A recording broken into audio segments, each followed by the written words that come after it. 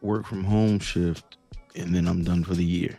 See, welcome back to the Black Rasslin Podcast. Shouts out to my Mercer homie Twan, who said that he's off for 2 weeks.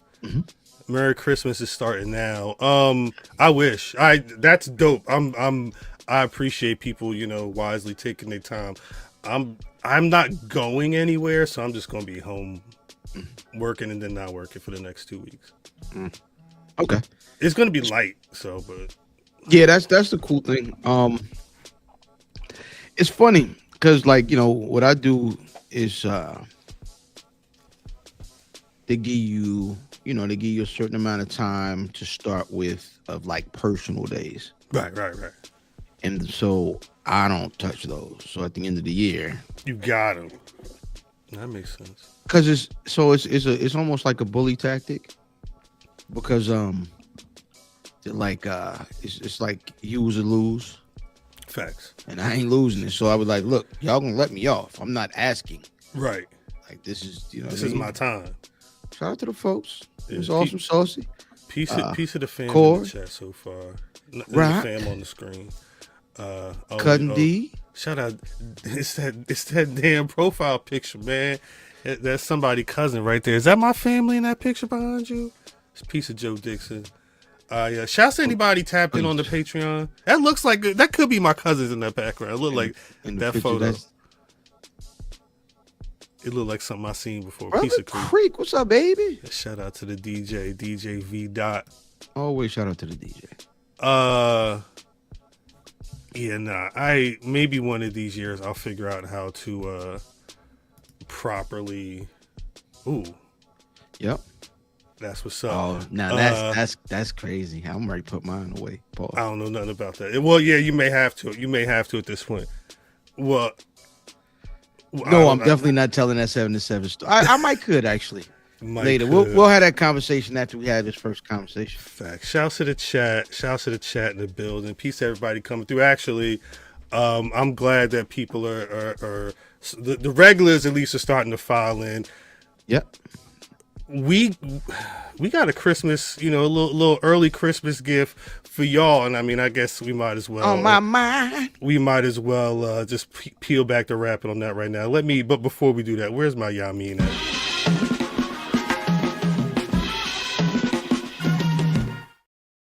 You know what time it is when that special presentation hits. I was sitting in this chair. Gosh, it'll be almost tomorrow. On Saturday, it'll be 2 weeks sitting in this chair. I had NXT Deadline on the TV on mute because at the same time, it was the 1 year anniversary show for Ashe Wrestling, where they were going to be crowning their first Ashe men's champion. Me and Brother Fan, we was back and forth on the phones, captivated, like literally captivated by what was transgressing on the TV screen. And we've been talking so much about this tournament. We've been talking so much about this individual. Like I said earlier, it just made sense to hit the squad, hit the people with an early Christmas gift. Now, this individual, he might not be there when you call, but he is always on time. He didn't qualify for that tournament I was just talking about, but I'm not surprised that he not only made his way to the finals, but then he defeated Darius Lockhart to become the very first Ashe men's champion. In 2023, the BRP 50 anointed him as the Kinsey of the BRP 50 list, but in 2024, he's been the 7. I like saying the 7. We'll see what goes on there. Realistically, if you're not calling him the All-Father or Mister, you should be calling him the leader of the culture. BRP squad, welcome to the stage. Not only the longest reigning BCW heavyweight champion, but hell, if you're counting right now, the longest reigning Ashe men's champion. Brother Fam, can you bring Mr. Darius Carter to the stage, please? Let me get a round of applause. I love it. In all of his beauty and splendor. It is great to be here. Thank you for having me. Nah, appreciate you for coming through, Mr. Carter. Oh, it's an absolute pleasure to be here. How? And it was a matter of time. It was in due time for me to be here. And I actually had listened to that podcast where you discussed my victory in the tournament. So I know we're going to get to that. But yeah. Well, I'm looking forward to it. There was another conversation I had before. It was maybe a couple weeks before the tournament. I spoke with Darius Lockhart, and we spoke about everything. And my main question towards the end, though, was, is there protocol? Like, are you guys ready for a situation where, Darius Carter already let y'all know he's going to take what he wants. Are you prepared if he just shows up for the tournament? He asked me if I thought people from North Carolina couldn't fight, and I wasn't saying that at all. I was just saying I know what you're willing to do. And then again, if anybody watched, now I haven't heard from Billy Dixon. I don't know. I don't know what's going on. How hard was it difficult for you to get in that night? Like, what was the situation? Did you just walk through the door and walk up to Caprice and say, you need somebody?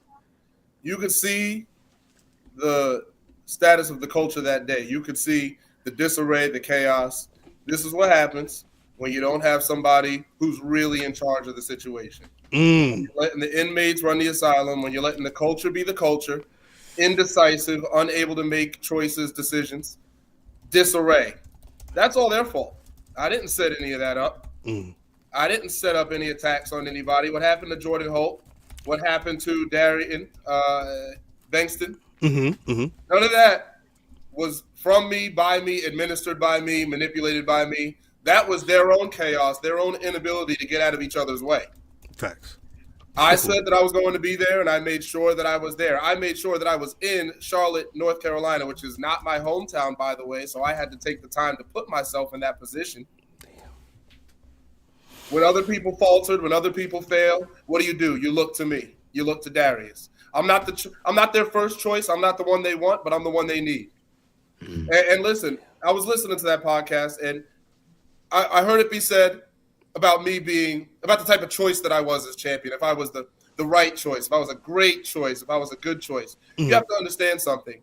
I am the most trusted choice, and that is what Ashe needs. That's what this championship needs. Their inaugural champion. We can't take a chance on you like Yaya.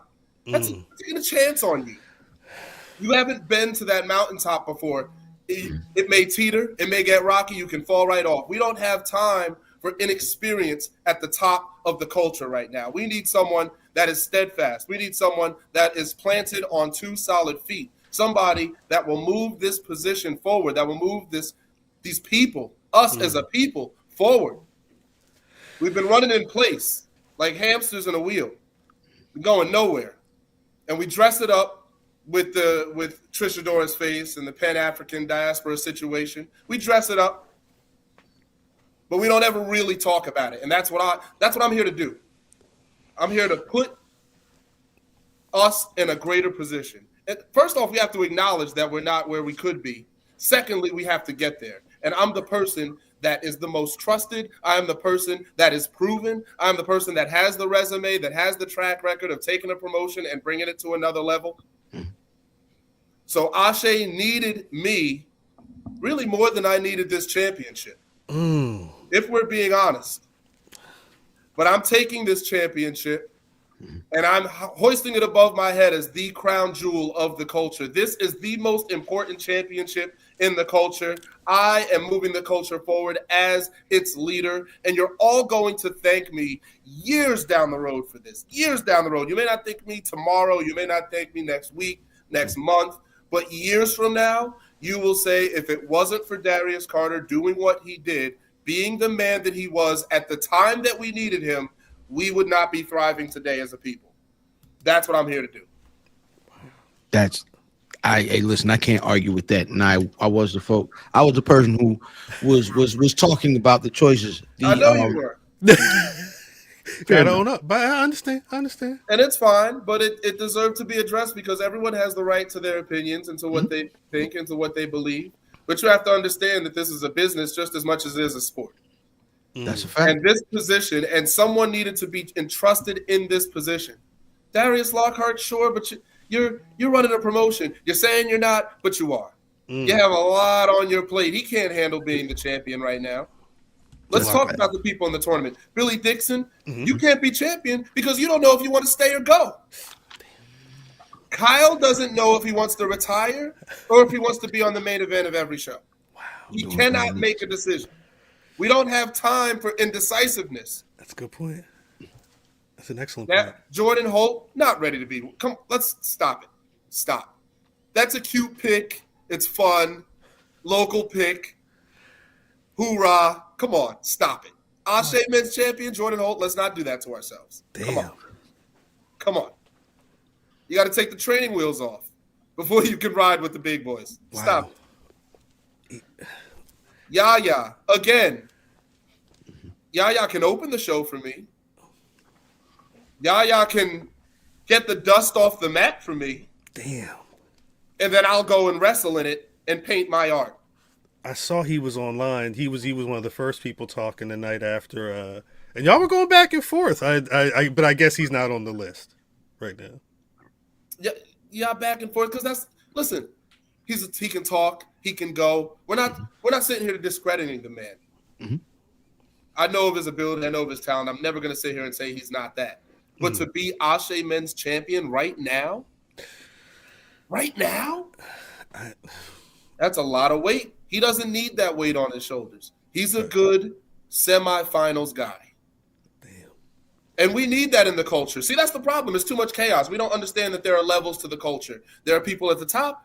There are people that occupy that middle. We need those. We need tag teams. And we need people on that lower crust, that introductory level. We need structure in the culture. Yaya has its place, and it is not at the top today. Damn. Maybe next year, maybe the year after that, not today. We don't have time for chances. We've done that. We've been there. We've done that. Shug D, Pan-African World Diaspora Championship, Wow. We've moved on from that. We've moved on from that mess. We've moved on to a clearer position. It's lucid vision, baby. It is crystal clear. There is no debate.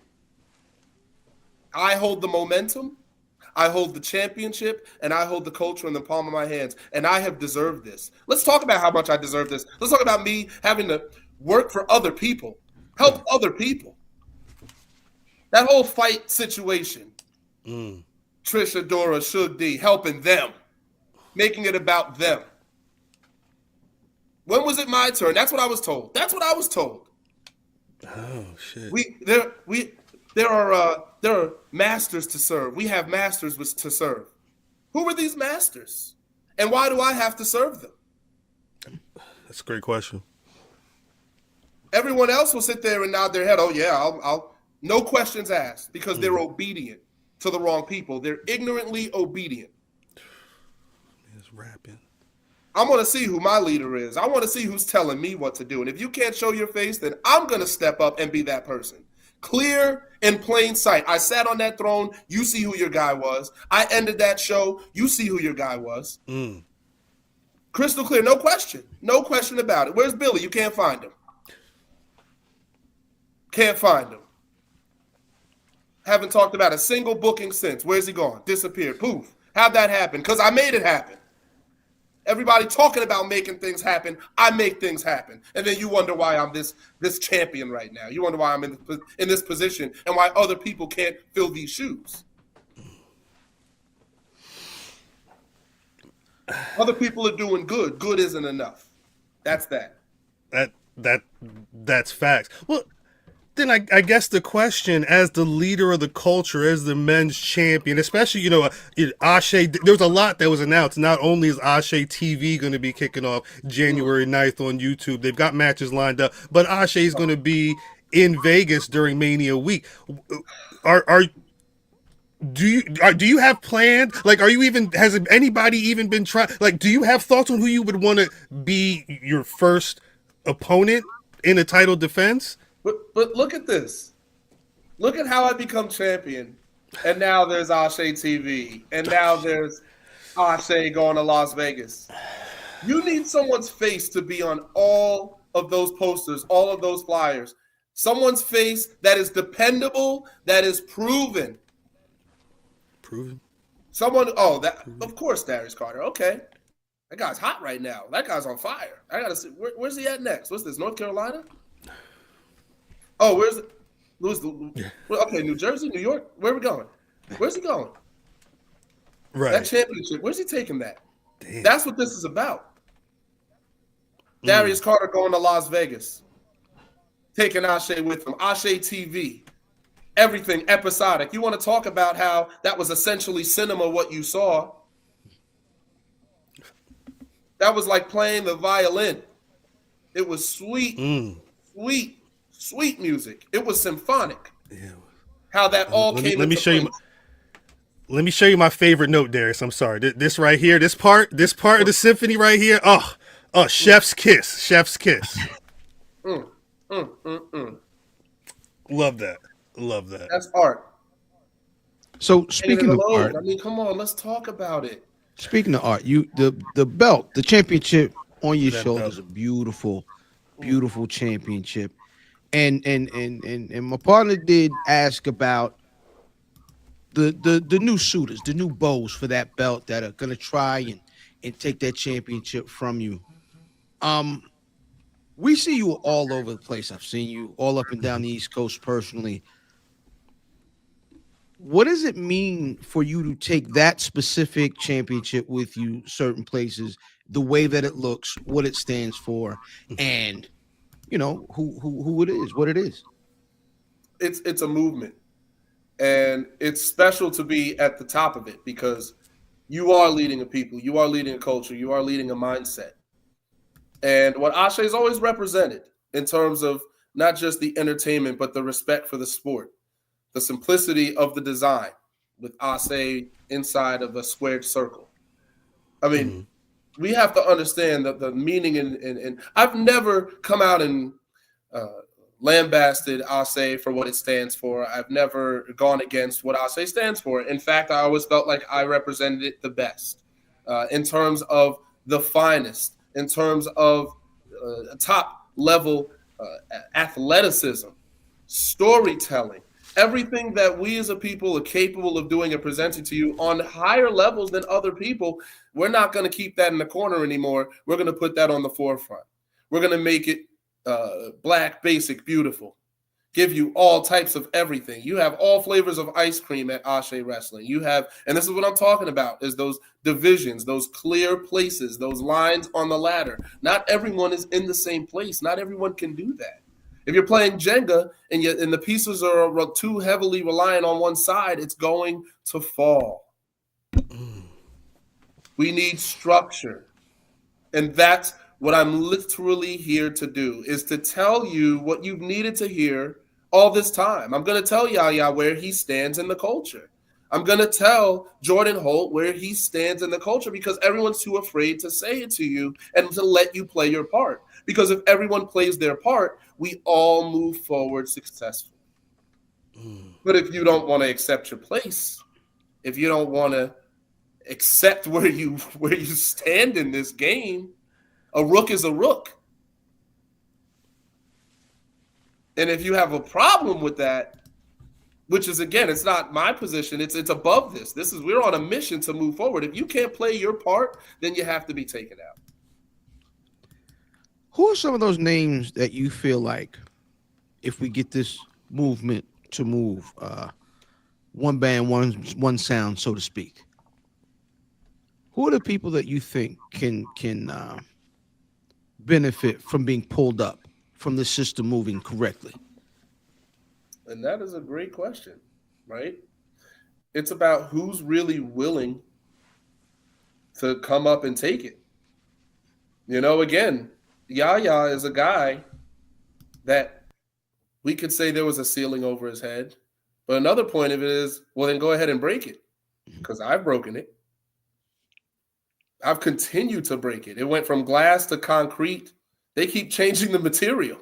And I keep crushing every single ceiling they put over my face. I went from being exiled from a tournament. They say I didn't show up. They essentially exiled me. They asked me not to come. They said my services weren't required. How dare you? And then I'm supposed to leap when you say, oh, tournament. You dangle it over my head like a carrot. I'm supposed to leap for you. I'm the talent. You come for me. I don't beg for you. How dare you? How audacious. So I found my opportunity when others were weak, as people in the culture like to be. You get weak when the spotlight is the hottest, when it's the brightest, you crumble. Damn. So when you talk about who, I'm not going to sit here and name people because they need to name themselves. Got to get Caprice Coleman on that, yeah. Caprice is, but I beat him too. BCW World Heavyweight Champion. How do you think I won it the second time? I beat Caprice Coleman. That's why he's been bitter all this time, because I beat him in BCW, and he's carried it to Ashe. He can't stand to see me. It can't be your son, Caprice. Stop it. Stop it. Nepotism. Stop it. What are you upset about? This guy Caprice all over the show in my face. For what? Yeah. It's my business. You stand there and you commissioner. This guy wants to wrestle. He's whispering under his mouth, oh, I want to punch you in the face. No, you don't. You're a commissioner. You don't want to punch me in the face. There are legalities to this. I don't care if this is wrestling or not. You're a commissioner. It says it on a paper. It says it on a script. It's written. Someone signed off on you being a commissioner. Therefore, you're going to behave like a commissioner. This is what I'm talking about. I'm holding people accountable here. I'm tired of people getting to run away and do whatever they want. Billy Dixon, Kyle, all he does, I want to stay. I want to go. Retirement tour. I'm the champ. Give me a chance. No one gives me a chance. I don't want a chance anymore. I give up. Darius Lockhart. Oh, I'm not running Ashe. It's not me. I gave that power up, man. You doing all the interviews. You're doing all the commercial. You tweeting behind the account. Oh, shit. Stop it. And then you try to play me and exclude me from a tournament. What a joke. I didn't qualify. The next person that says that to me, I'm tossing you off a bridge. Stop talking about qualifying. Stop it. What do I need to qualify for? I'm the best wrestler on that roster. I'm the best professional wrestler on that roster. Period. Point blank, period. Technical match. Showman match. I can deliver any type of match that needs to be delivered for that position. Wait. Speaking of that, because the last time I got to see you wrestle in person was at Jobber Slam, where it was supposed to be a cage match, and I heard they said whatever with the building, they couldn't get the cage in there, so they said it was going to be a street fight. I was not prepared for it to actually get into the street. I don't know that you can watch that if y'all haven't watched that. It's on the Jobber Tears YouTube. He beat Wilkins. I'm telling you, he beat Wilkins so bad. Wilkins' mama was out there screaming. Am I lying? And I almost beat her too. She kept getting in my face. That's amazing. That was ridiculous. It was some pandemonium in there that night, for real. You beat his brother ass. I don't care how old you are. You don't get in people's faces. I'm doing my job. It is my job to mollywop your son. I was there to do what I needed to do. And she's getting in my face, whispering this, yelling this gospel to me. You can be next. Get out. Please remove yourself from my face.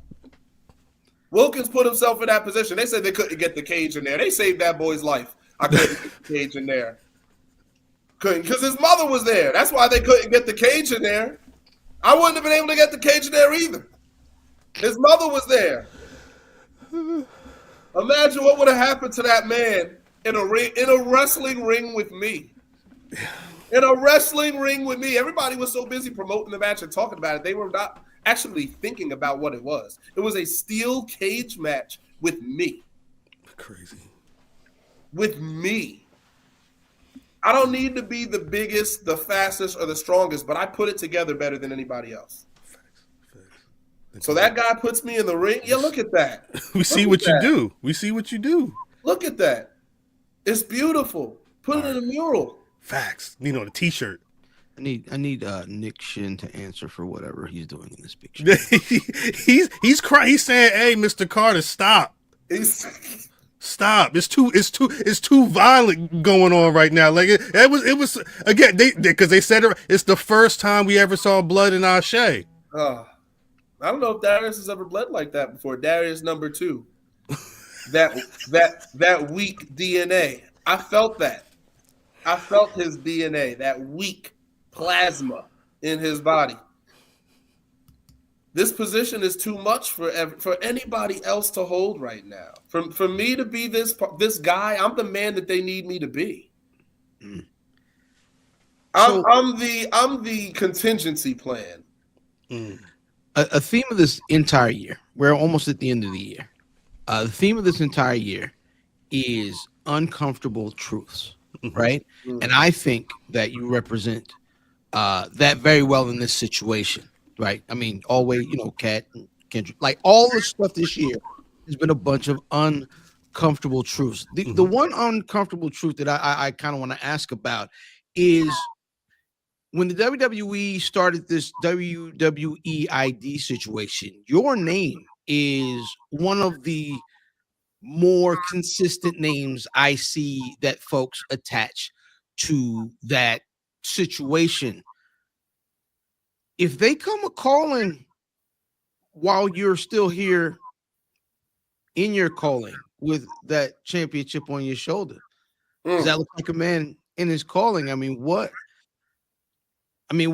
that situation? How do you feel about the folks asking about you in WWE ID and the fact that, people want to see you on TV? So let's put it like this. There was a date, January 15th. This was 2022.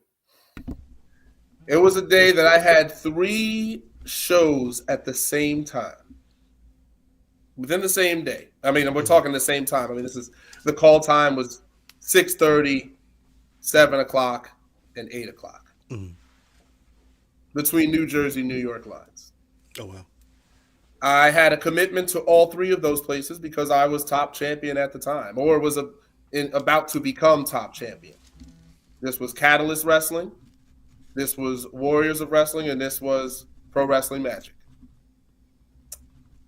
I made sure that I made all 3 of those shows and did all 3 of the things that I needed to do for each of those, not just for myself, but for each of those promotions, because had I not been there, particular beats would have been missed, points would have been missed. You cannot replicate those moments. You have to be there or you're not there. That's why they say don't get hurt, protect yourself, because an injury takes you out of the game. You can't come back to your same position 6 months, 7 months later because it's not there. That's the harsh reality of this industry. We are athletes. That's how this works. A month from now, that position may not be there. That's just, you have to accept that. So that's why you do everything you can to keep yourself healthy, to not get hurt, to be a proven talent, to build a resume, to do all the things that I have. I haven't been hurt. I haven't been injured. Haven't taken time off. I've been someone who's consistently been at the top, someone whose name is in every single magazine, every single wrestling magazine of importance that there is. I'm on every list of significance that there is. PWI, the PW 500, the BRP 50, as we talk about, and I'm in very high positions. How could it have been anybody else? How could it have been anybody else but me? It would not have made sense. And I've actually been waiting my turn and serving these masters, and I'm not doing it anymore. I like that. I appreciate that, actually. I wanted, how are you walking around with that title? Like going to the store? Like what? This is your 30th championship. Like, how do you operate when you are the champion? Do they see you with this at the bank? This is mantled up. I put this on the mantle. I put it on display. Again, I have won 19 different championships in my career, 30 championships overall. So you have to understand, I've been trusted. People look at me and say, that man is going to deliver what I need him to deliver on every occasion. That man is going to be there. When all else falls, the house is falling, asbestos from the ceiling, the pillars aren't standing, you can look to your left, you can look to your right, you can see Darius Carter standing there holding the place up, doing his part when everything else fails. When Jordan Holtz get injured, when Darian Bankston gets hurt, when people fall apart, when it all falls down, the one person you can always rely on is me. So when you say, can Darius, what would Darius do if the WWE came calling while I'm Ashe champion? I'll do both. I like that.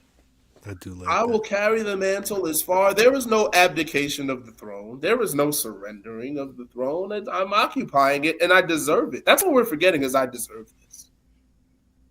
I deserve this for all I went through with that Pan-African World Diaspora Championship. Everything I had to go through for those years of chasing that title, just for it to never really it was always supposed to be about Shook.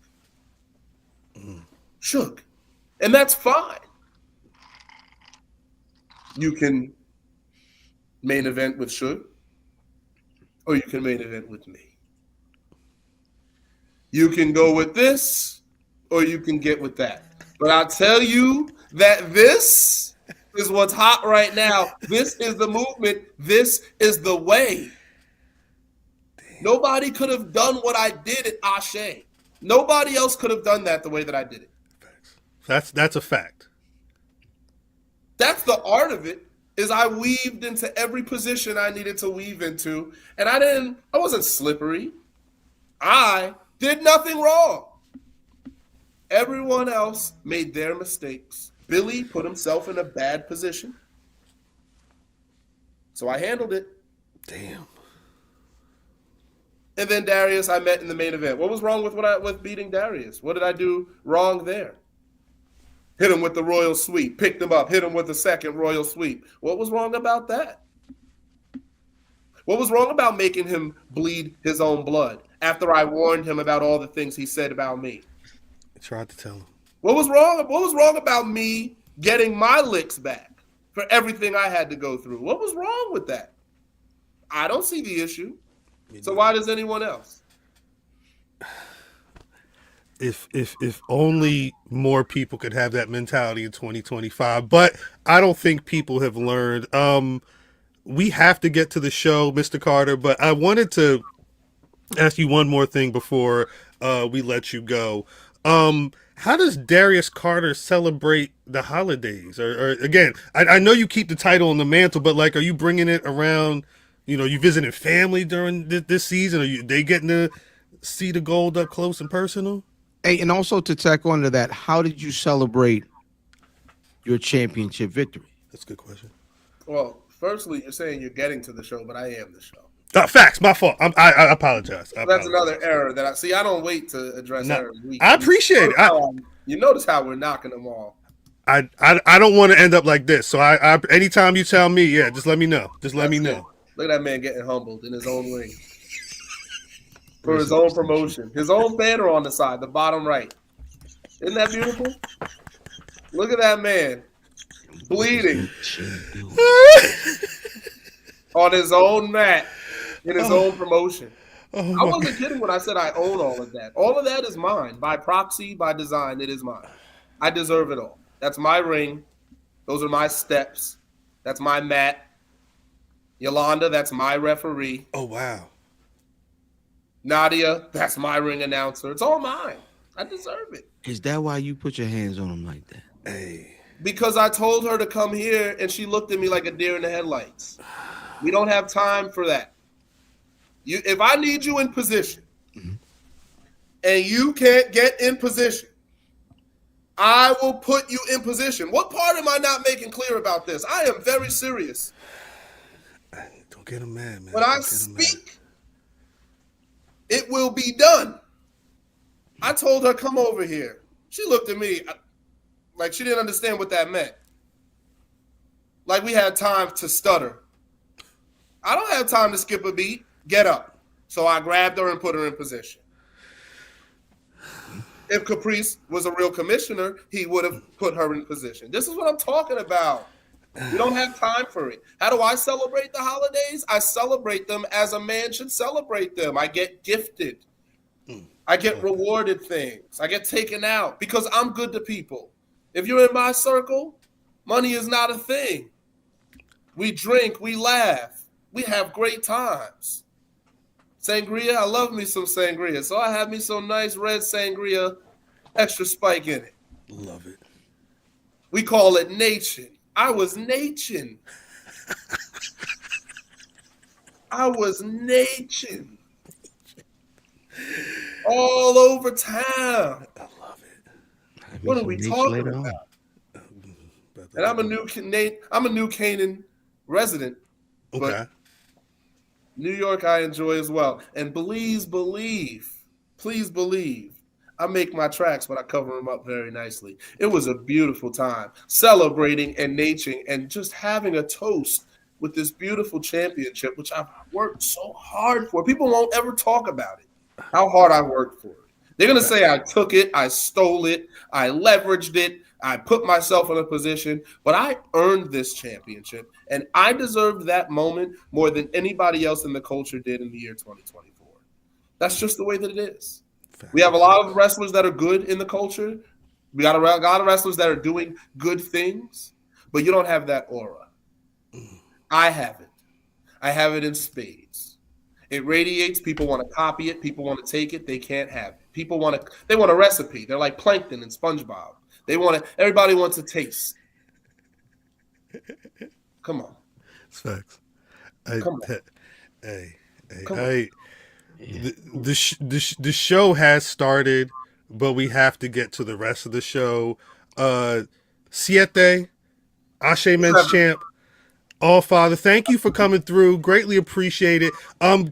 For those who may not be aware of where to find you, can you please let them know where they could find everything about Mr. Darius Carter?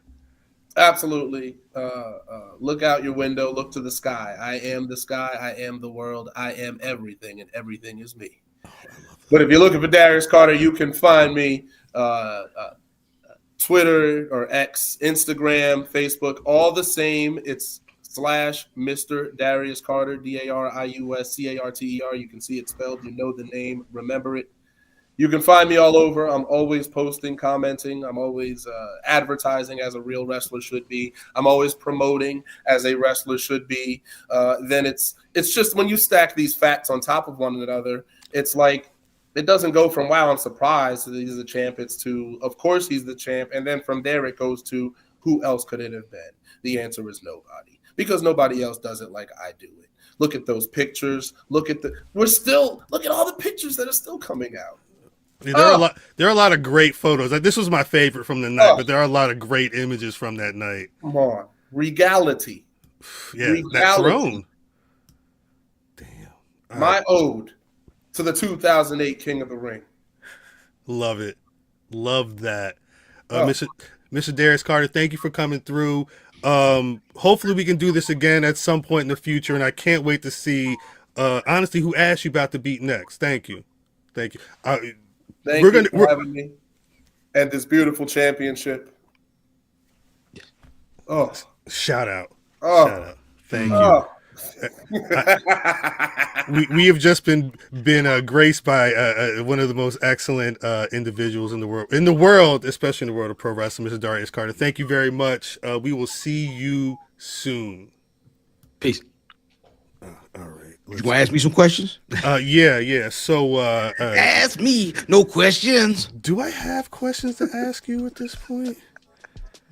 That was great. No. The thing with Darius Carter is, and this one, you muted. The thing with Darius Carter, it's facts upon facts, right? Mm-hmm.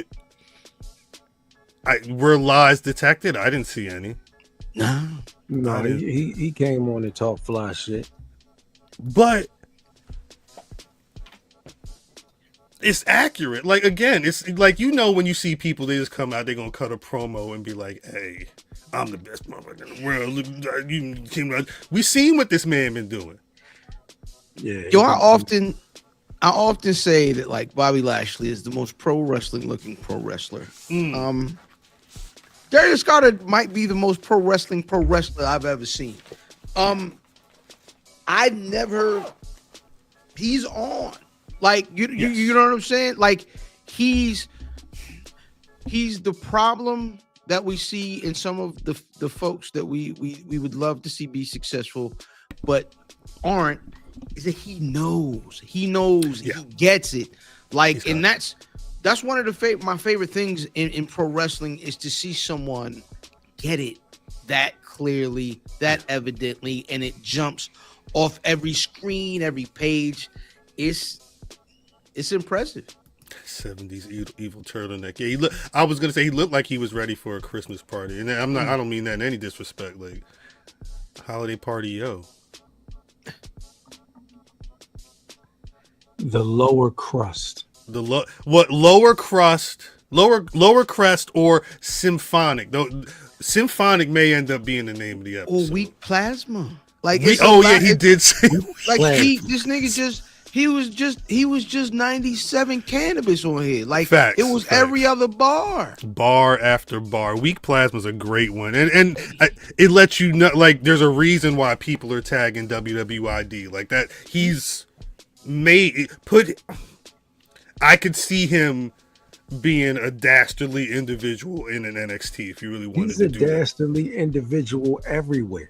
Of course, but I'm saying like now, let him show up in the Performance Center with that Ashe Championship on his arm. Going there, him and Ethan Page team up to go beat somebody ass like that. It just fits. Yeah, it just fits. The shit just makes sense. Nation. Is there in because I already know I'm gonna have to send a couple little messages or whatever. But is there a chance that we see title versus title situation? I mean, no, you can't have that nigga that had a all the black corporation. It's the leader of the culture. He's the leader. They're not gonna let that happen. They don't want you to be great. So also, man, he couldn't answer. You know, it didn't make sense for him to answer. But who do y'all see? That's gonna be in line to like, not necessarily even just challenge for that championship, but we're getting episodic Ashe. Right. Who makes sense for him to dance with? It's only one person. Who? It's only one person that is on that train track. Who? I can think several. Khan. That was my number one answer was going to be Khan. Yeah, because remember it was Ashe 6 was the end of Ashe 6. I think that's when Khan wrestled. At the end, the title was right there. He had his eye. Matter of fact, he eyed the Ashe title, and then he eyed Shug D, because Shug D was there with the Pan African title, if I'm not mistaken. In all of pro wrestling, save like maybe 5 people who's talking like that. It's not a lot of people that open the door and are that person. I mean who's like that in deep WWE? It's maybe that 5 people that can have a conversation with everybody else is getting smoked. Yeah, well, yeah, no, that's definitely. I think that's the thing. You're gonna need somebody who knows how to talk, and I'm not saying there aren't people out there who can talk, but he is an active listener and knows how to flip it and bounce it right back on you. Like it's. Him and Khan I think that's my thing. Like when I hear him say, "Hey, all 7 of them niggas in the tournament, they whack. Couldn't none of them be the champion?" My mind immediately goes to, all right, well, who they bringing in? Who could come in and be your Jonathan Gresham? They've had the match already. I think Khan's a great idea. I like Yaya, but I think that's going to be story. So, and I think that's, for me, it makes sense to have, at this point, the established guy, and then maybe a couple times. Like, you know what I'm saying? I tried it. He washed me. Tried it again. It ain't work out. And then you build that to where it has to happen. It still doesn't happen. And then eventually is, my God, we've gotten here. How do you feel about the concept of eventually having Lockhart with that title down the road? Well, this is the thing, because you know where my mind goes. It's like, if a story's good, run with it. Mm-hmm. If they can figure out a way, you could fuck around and try and, like, I don't know what the time frame is, but you could fuck around and make a statement and have Darius Carter holding that title for a minute. Oh no. But that'd probably be the case. At the end of that road. Oh, that's a good one. McMorris, listen. That is a good one. That's crazy. The Darius Carter versus Christian Cage would be fireworks.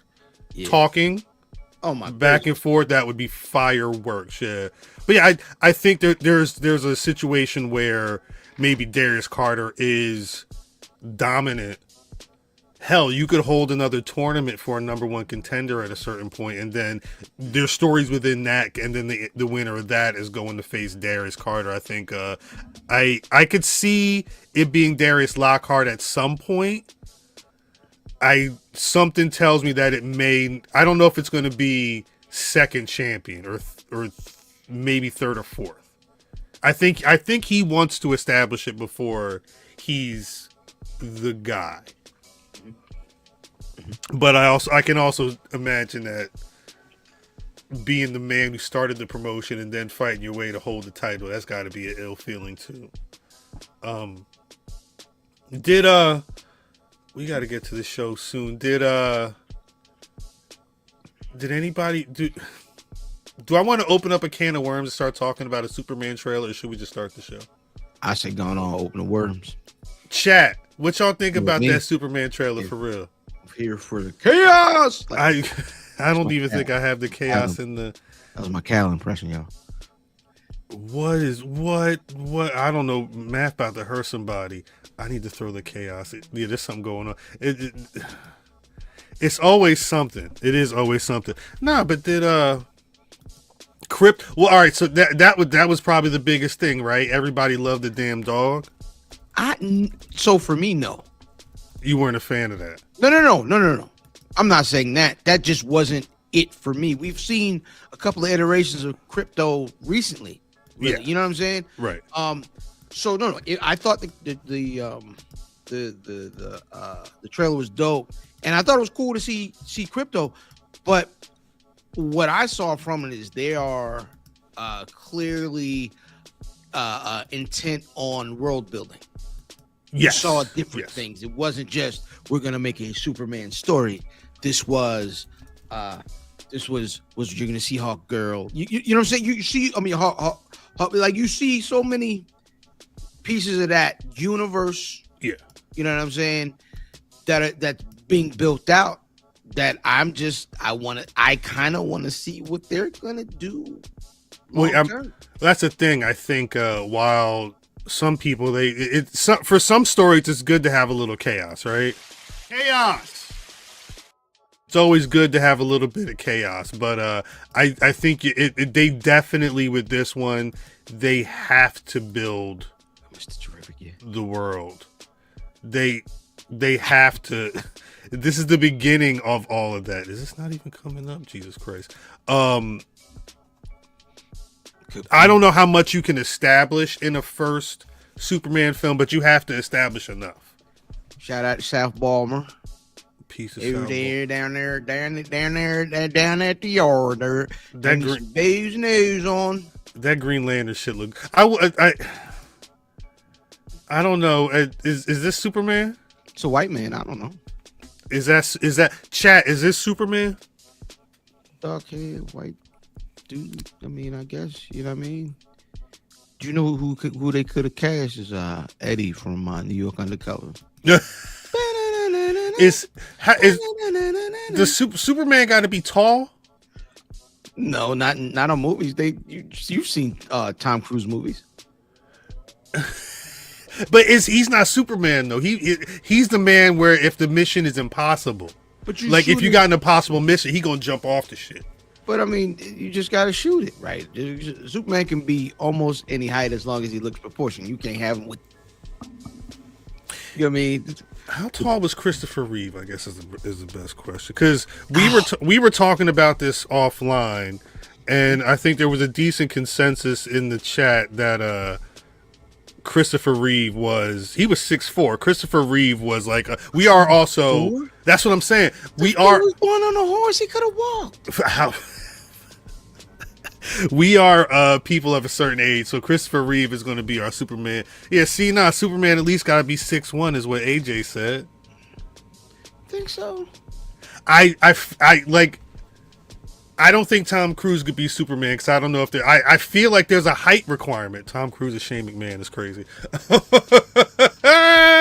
I feel like we're in a situation where Lovely says Superman has to be a tall man.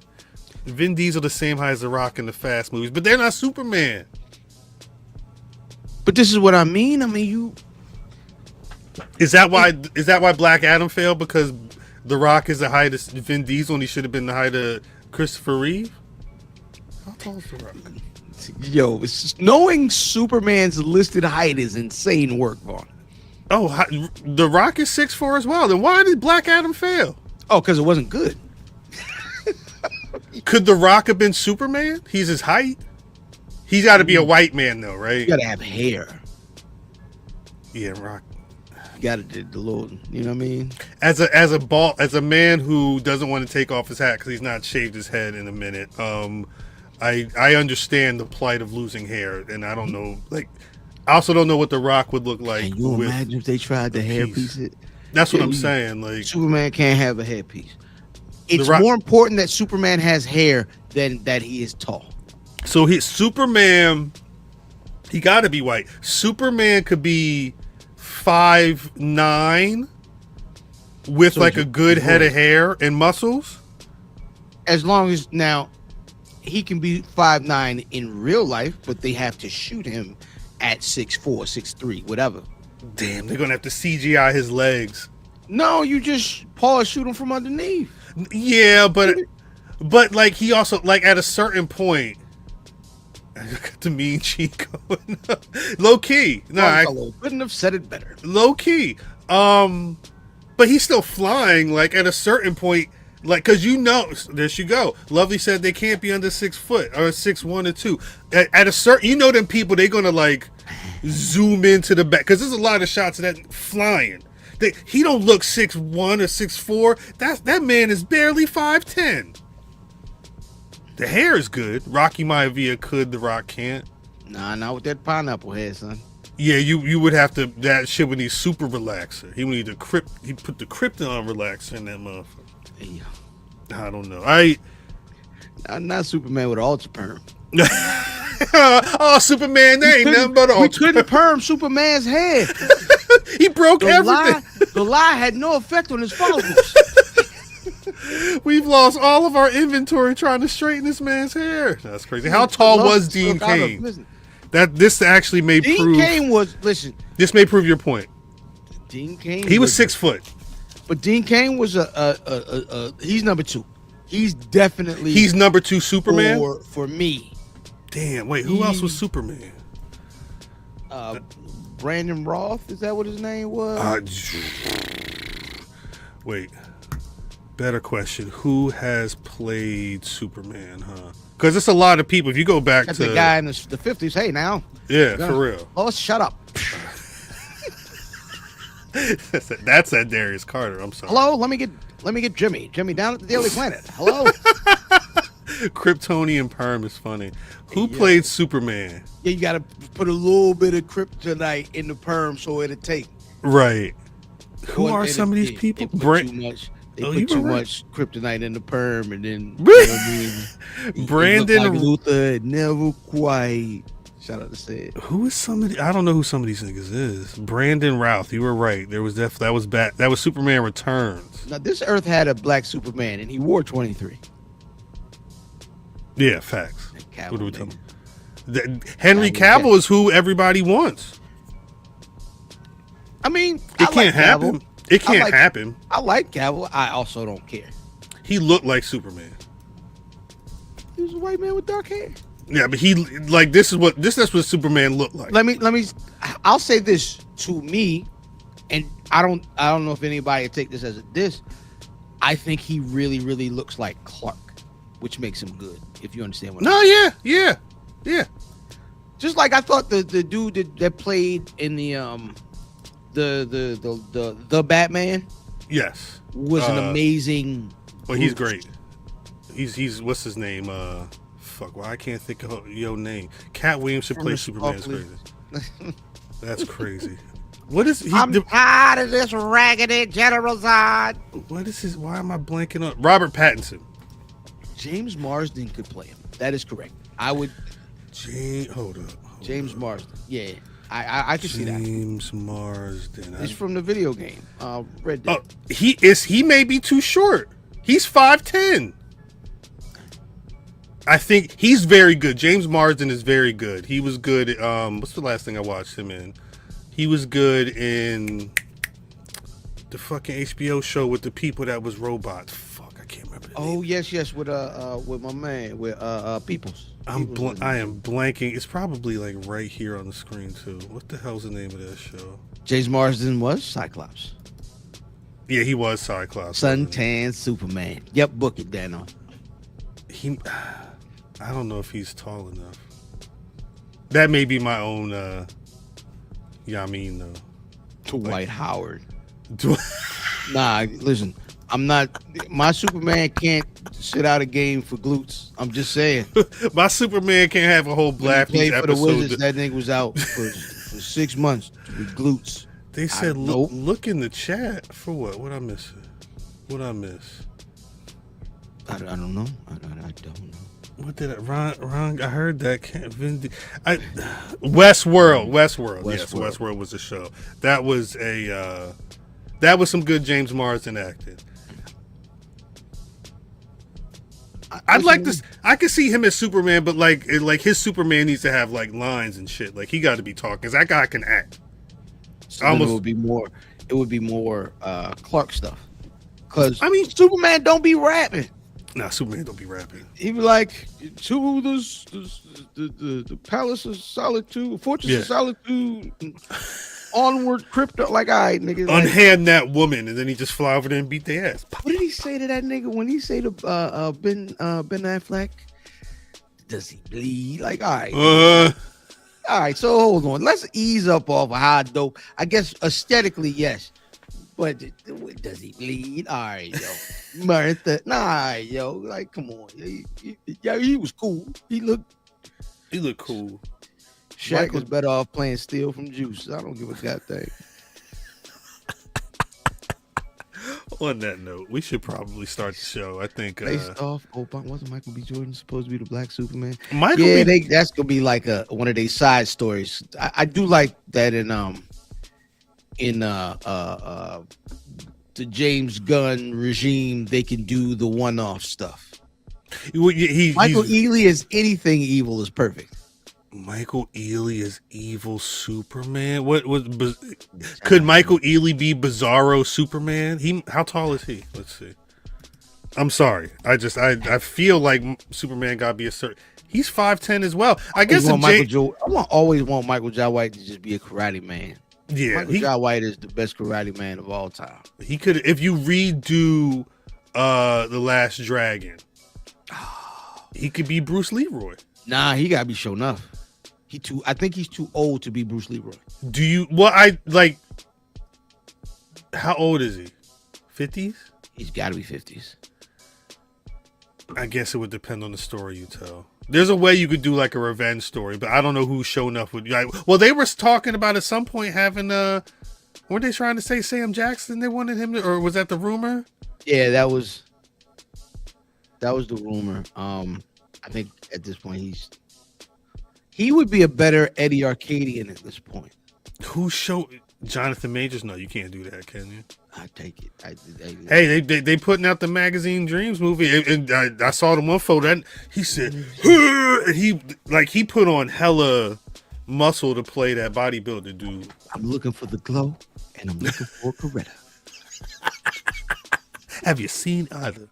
Jesus Christ! Yeah, no, I think there's a way you could do it, but Sam Jackson as Eddie Arcadian is actually very funny. Eddie Arcadian didn't die, right? He just got arrested. Yeah, he got arrested. Okay. Yeah, I'm with that. Bullets with his teeth. Oh my gosh! Imagine Michael J. White bullets with his teeth, nigga. Please, my gosh! Come on, hurry up and do it. Let's shoot this. Let's. You know what I'm saying? I heard. Shout out to Rock. I heard Outlaw Johnny Black was terrible. I've not seen it, and I don't want to see it because it was an independent thing. Like they funded that, I believe, right? Mm-hmm. Yeah. I don't know. Yep. I didn't. I think when I may have got word of that and looked into it and was like, I don't know about this. I downloaded it and everything. I had it all. I was ready to watch it, and I just didn't. It's not that bad. Lovely said it. Lovely. She retiring. I'm about to be off. Off work for a while, so maybe I'll peep it during my hiatus from working. That's the time to do it. That is why they're putting out Squid Game December 26th. They know your ass is gonna be sitting home with the subtitles on. Yes, sir. With the goddamn with the thick socks, rub my feet together with Facts. the goddamn plaid pants on, or the pony print PJs. You know what I'm saying? Damn. Like I want the Ralph Lauren, the polo pajamas that look like what Heathcliff Huxtable used to wear. Right. When him and Claire was at the end of the day talking about. They had all the pajama sets. They did. They because I was like, I thought that was weird. I was like, that's where it was fake to me, right? Right. Like I believe the doctor and the lawyer, and I believe the happy household and all that. I was like, who wear regular pajamas to bed every night? Like y'all niggas, do anybody who in the chat wear like a full like formal pajama set to bed? Who don't just wear like shorts or drawers and a white beetle? You know what I mean? A t-shirt. Like is somebody out here really wearing like formal pajamas to bed, like a set? Yeah. Y'all got pajama outfit sets for real. You can't sleep without your matching. He was like, no, not the blue one.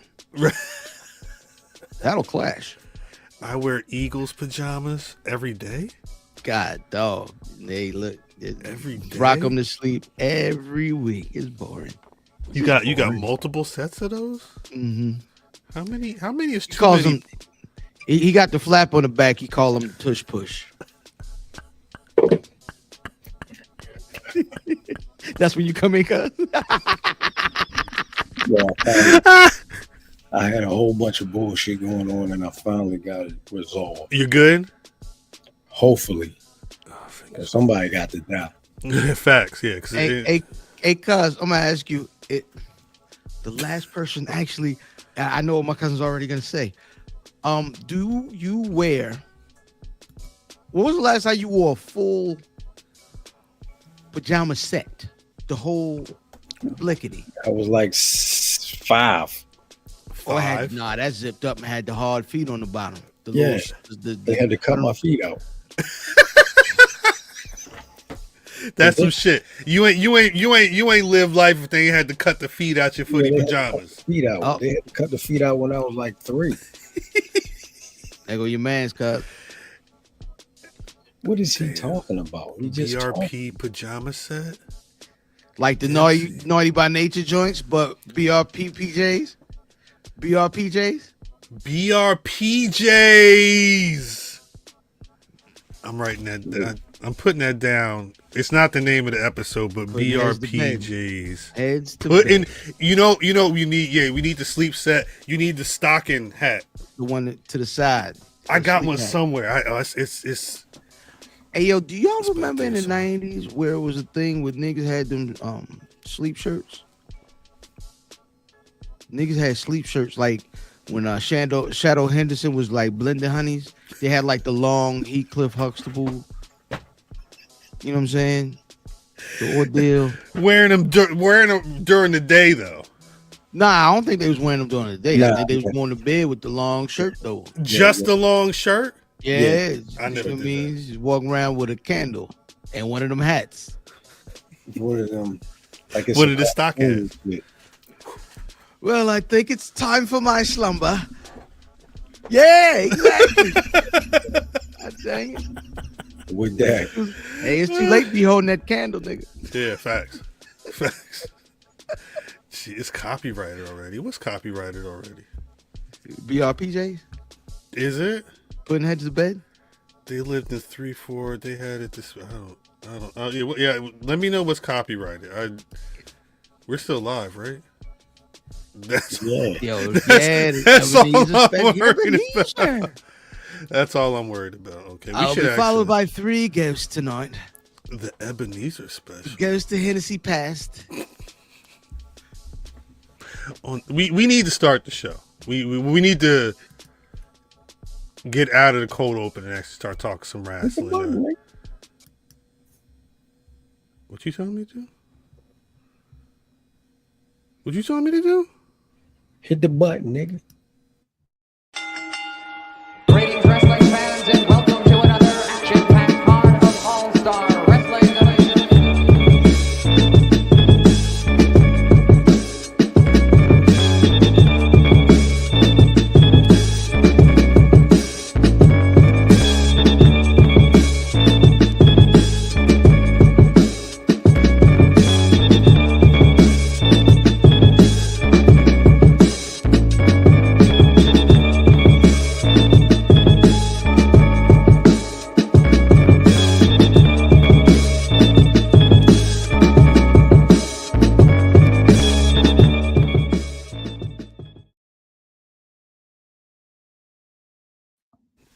Welcome back to the Black Rasslin Podcast. If you've been rocking with us for about an hour and 7 minutes, not only do you know that piece of the 7, not only do you know that Darius Carter is the truth, but you understand that God is still working on us.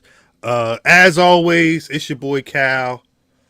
No titles, no nothing. I'm just here with the squad. Peace, everybody in the chat. Love y'all for real. Happy early Christmas. As you can see, the squad is on the line. Champ, say what's good to the people, yo. I say takes. Niggas take over, man. They fake over. Niggas mad at us when y'all fake over.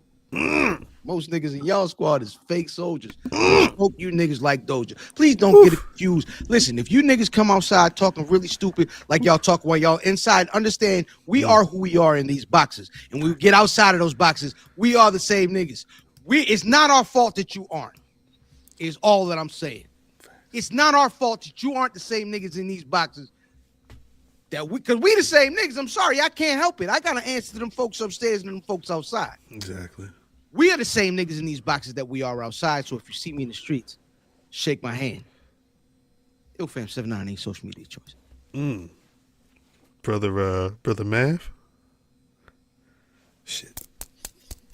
Just watch. Dame time. The Inglorious Warriors, all Madden of the Underground. We could get it cracking if you dumbing out. Damon. God damn it. Damon. Why you do that? Weak Plasma is definitely in the running for the name of it. I really like Symphonic though, but there was a lot. It was. Hey, listen, man. It was gyms on gyms. I'm Gymnasium. Carl, you gotta relax, man. I'm glad I took this. When they said the first time there's ever been blood in our shade, I said, nigga, yes. Something really wrong with you, dog. Yeah, no, I know. It's just. Yes. Look. Sorry. Peace to DDM. I don't know. DDM. Is that your Christmas shirt? No. In your dreams. Do I? Is it not? It could be. Christmas movie. right? Is wait. Is the Nightmare on Elm Street a Christmas movie? That's when he got killed. He got killed at Christmas. That's when Freddy Krueger got killed? Yeah, Is that what canceled Christmas come from? Shut up. Is that I have no hold up. that's why he got a green and red sweater. That's a good point. When did Freddy Krueger die? 1968. Does it say Christmas? Hold up. Let me put Yo, the show. Did y'all watch the show? I tried to. It used to come on at like midnight on Saturdays. I remember it would come on Sundays. During the day. Technically, for me, it was Sunday. Oh, really? Yeah. It was late night Saturdays, like right after Doctor Who. What's up, bitch? Did that happen on the show? On my TV. This nigga was hot. I can't. He definitely got the red and green, and I will say this may not around Christmas time. I don't know if this is my Christmas shirt, but the Freddy Krueger sweater dunks that they may be actually my Christmas shoes. I don't know if I ever showed you these. Low key is these Home Alones. I'm not a big fan of Adidas forums. The forums are fire. These may be a little too. These may be a little too small on my feet. But the Home Alones. No, those are fire. It's got the Yamins on them. It's just like it's little details. Yeah, because the forum doesn't have that loop on the back. No, yeah, this was specific. This was because of the movie. That's how he heated up the Yamin, the doorbell, and to fuck his hand up. Yeah, exactly. Did these have extra? Yeah, they had extra. Matter of fact, hold up. We gonna get the wrestling. I swear they had extra insoles though. Look. That's fine. What's that? Norm? Marv. That was close. And they got who's that? That's Greg. Marv and Stat Guy Greg. Yeah, that's yeah. Shout out to Stat Guy. You know the vibe. You know the vibe. Peace to Christmas. I'm gonna start talking about Saturday night's main event. Let's roll.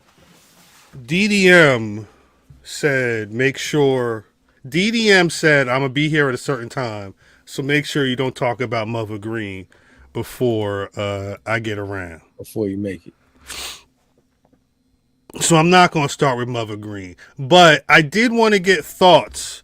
This past Saturday, WWE returned to NBC. Jesse the Body Ventura was there. They did a 2-hour special, a Saturday night's main event, 5 matches, 4 titles were either on the line or going to be decided for the first time. We talked a lot about the nostalgia of Saturday night's main event and its return. How did y'all feel watching it this past Saturday as a grown-ass man at this big age? It was cool for what, you know what I mean? It was cool. It was fun. I thought it was all right, but just the feeling was dope. You know what I mean? It's Saturday. Let me go ahead and watch wrestling and shit. It was Saturday. Did it feel different because it was at 8 o'clock as opposed to 11? As opposed to like 11:30 at night or whatever? Yeah. I thought that was a what's going on, brother Eddie? I thought that was a difference, and I don't think we'll ever get that again because right. You know it kind of defeats the purpose of putting pro wrestling on network TV at that NBC level. Right. But I mean, other than that, yeah, it was fun. You know, felt like the old school. You know, what I mean, they did the refs with the bow ties and then they cut to them. You know, what I mean, during in the crowd and blah blah blah. I like the feel of it. Hey man, give me a little shot of nostalgia. Yeah. Speaking of which, I didn't, and this they ain't got nothing to do with nothing. But I have a suggestion for nostalgia freaks. And I'm gonna go ahead and call that hotline and put that suggestion in. Please do next week. So please do.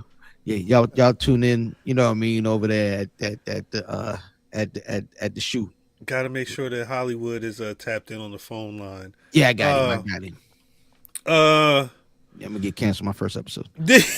So I saw someone in the chat. It was funny. Someone said in the chat that it was predictable, which it was like for the when it comes to like our predictions for PLEs, I kind of play the logic game to like maybe to a fault sometimes. I didn't this time because I thought that they were gonna not pop a rating, but like kind of do something crazy. So anybody who wasn't invested when January come around, they would be invested. They really towed the line. I mean, I thought the Gunther match was good. There were a couple points where I thought he was losing. I swore that Liv was losing. Yeah. And I almost thought Cody was going to lose. And what kills me is, and WWE doing a very good job of this, they do the stuff on the TV. And then seconds later, because Mimi was there. Shout out to Mimi. Mimi was there. Mimi thought that we had seen Kevin Owens come in the ring and hit KO with the pile driver. And I was like, nah, it was way off the air at a certain point. Yeah, that shit was that was like 15 minutes later. I like I like the idea of a couple of things on the show.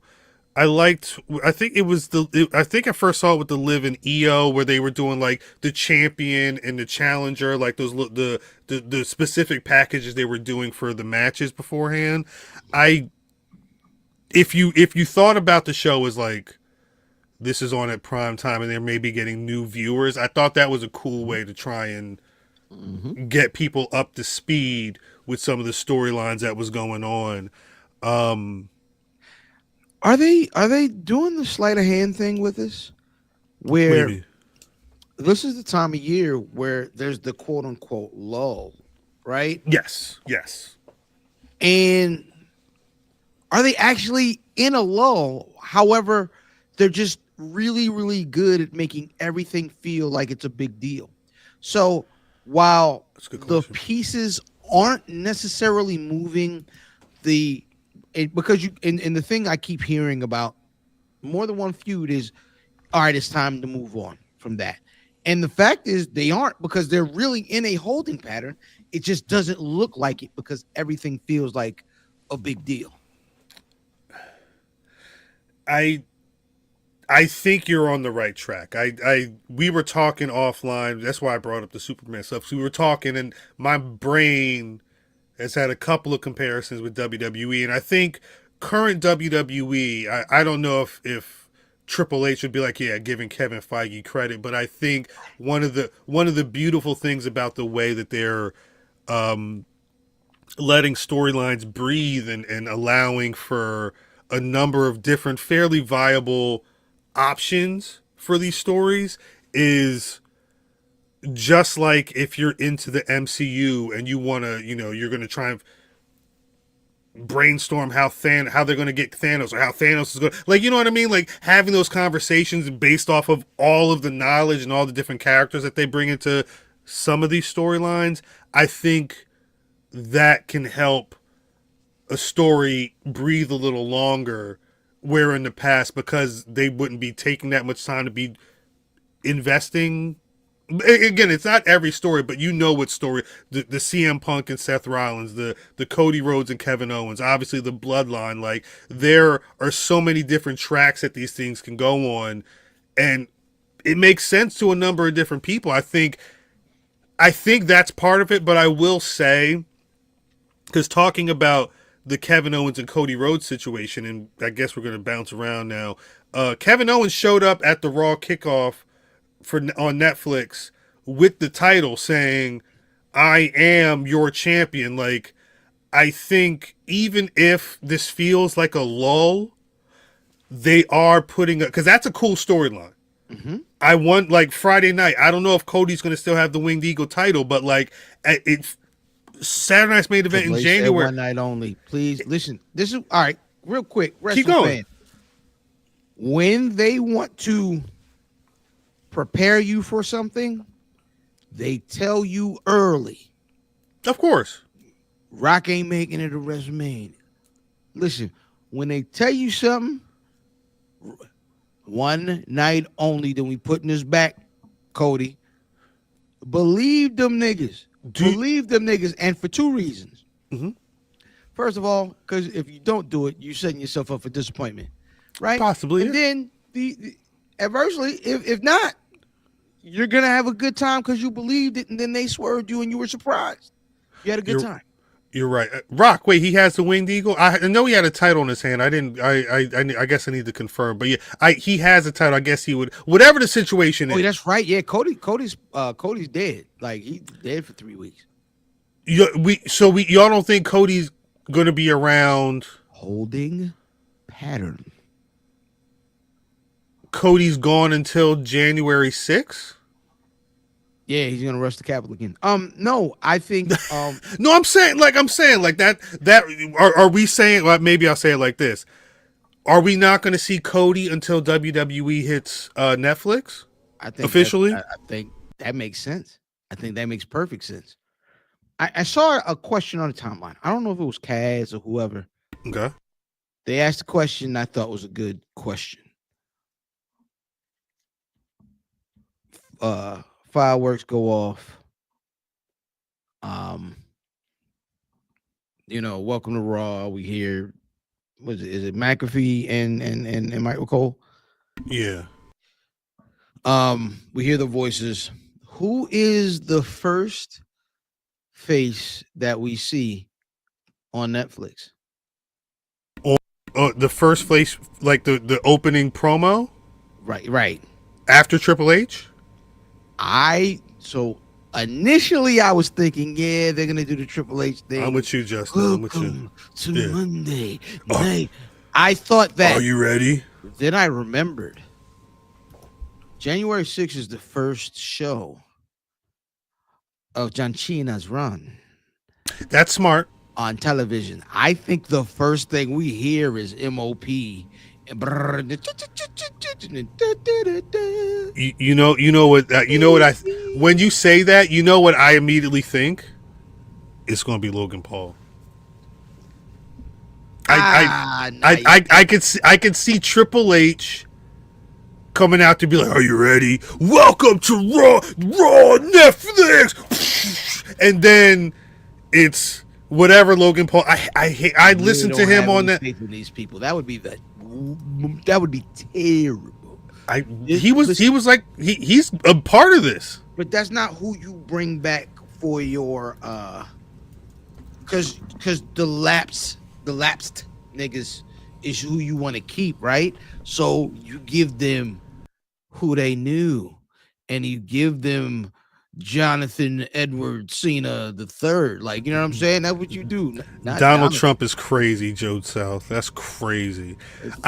I like the John Cena idea a lot. I think and Sean Tragedy, right? It is Jan 6 and I don't know about Trump promotion, but I mean their tendrils are in there. But I think John Cena, you're right. 2025 is the John Cena calendar year, and John Cena is also a person we've not seen since when? Mania?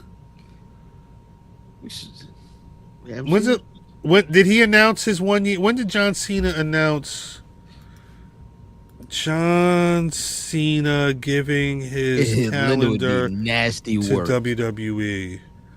A Penta zero middle. Wait, well, yeah, one sec. That may have been that was an interview. Yeah, I don't remember the last time we actually saw John Cena. Money in the Bank, Corey says.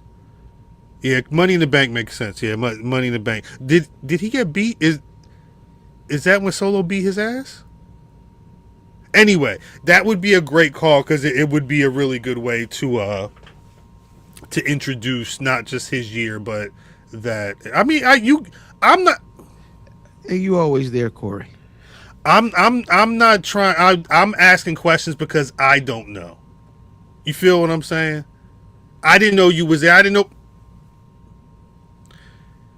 I like the idea of John Cena. I can see a swerve of Logan Paul.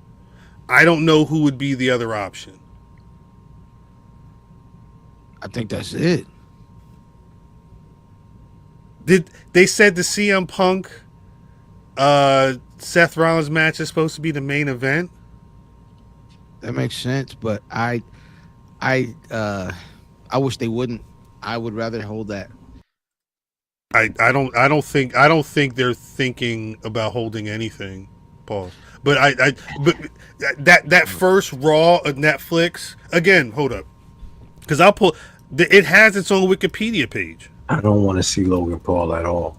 He's gonna be there. Yeah, too bad. That's And matter of fact, when I said this the other day in the chat, Math was the one with Logic like, oh no, they're gonna be promoting XYZ. They about to use that man's about to be. Is wrong. I thought they said on the show that Seth CM Punk was going to be the main event. Am I tripping? I didn't know it was the main event. I just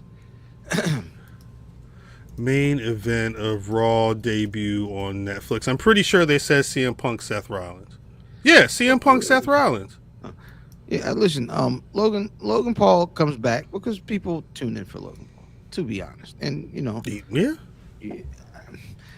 The one thing that I get is that this is smarter wrestling than we're supposed to know we're watching, right? Mm-hmm. And what I mean by that is they want people that you don't like in real life, right? They also know that their fans are savvy enough to know, it's a show and all that, but also they want people that visceral boo, that I hate this guy, yes. Go away. They want all of it. They need it, and I think he needs it. The thing is he don't have to say anything when he goes out there. People naturally dislike that guy. Who? Logan Paul. Yeah, I'm not booing. I'm booing because I don't want you on the television. And that's what they want. God bless. And like Sean Tragedy said, I'm sorry that he said that that Prime bottle's in the ring, so Logan Paul ain't that far behind. I mean that's he's there if he there if he ain't there. I don't know if I could tolerate. Can Logan be a full timer? He could do whatever he wants. He ain't got no daddy. I don't know if he has the time. I don't know if he's ready to dedicate whatever amount of time he needs to be a full-time WWE superstar. I don't know if his body can hold. Oh, I don't know if his body can handle spots after spot after spot after spot. Week after week on Netflix? Yeah. I don't know if that's possible for him. So you don't think he could just work a week-to-week style?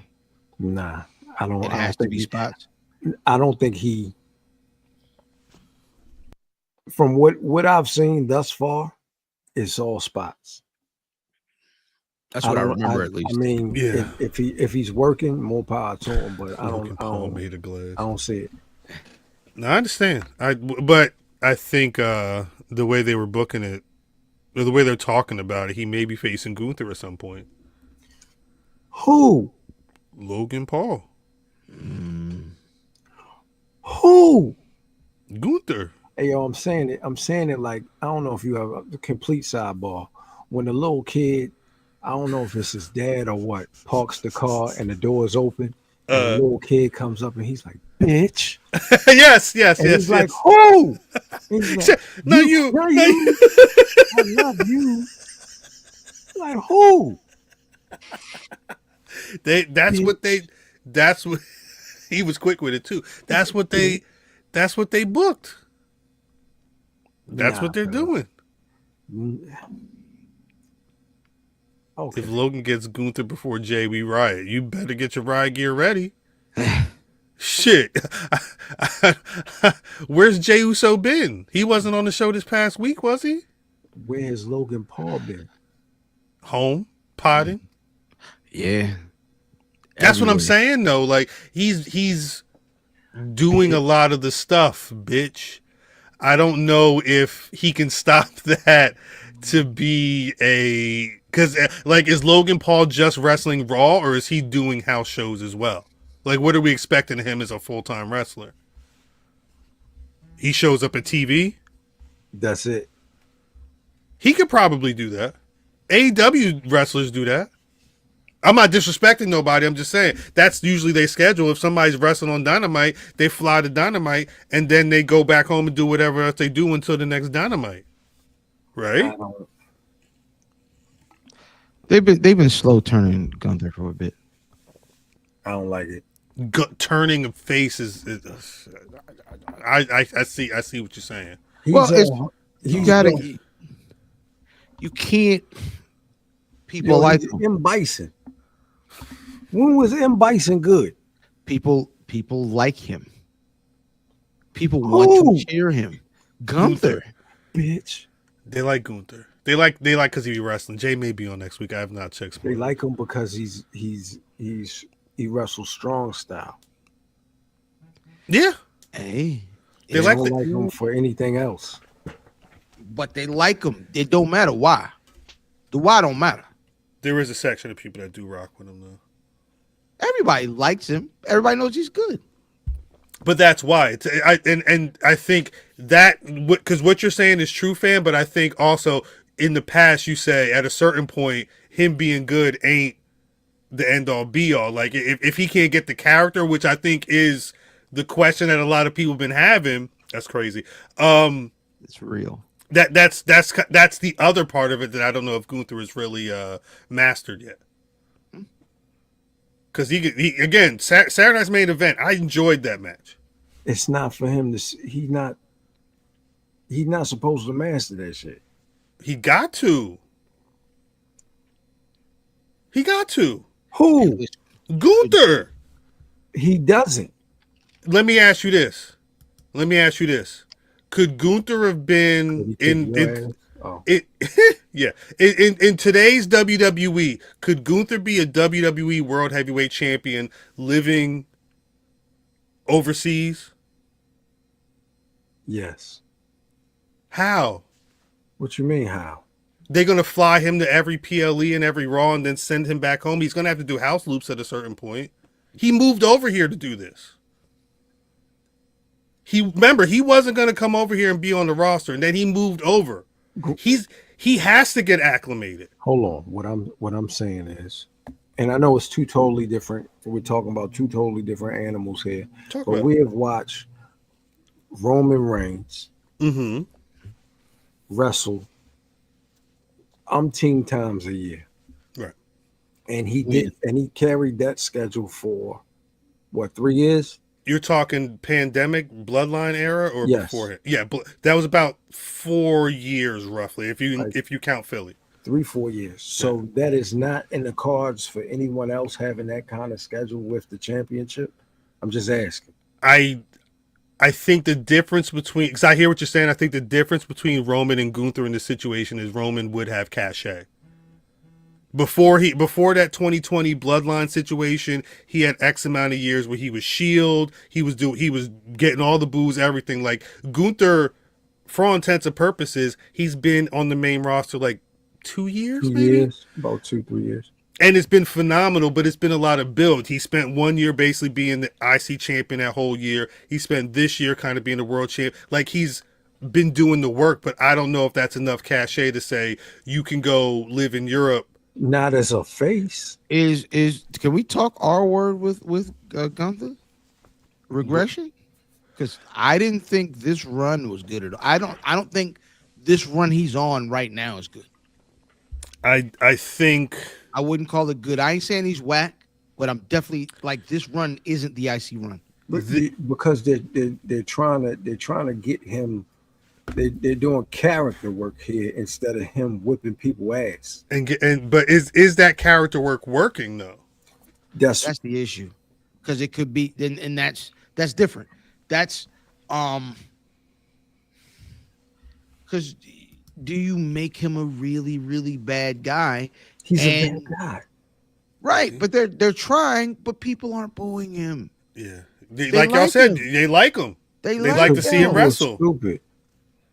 But that's the thing though, right? Like and that's what I'm trying to say. Like right now, Gunther's at the level of I want to see him go in the ring and do awesome strong style shit and beat people ass, Chop City, all that stuff.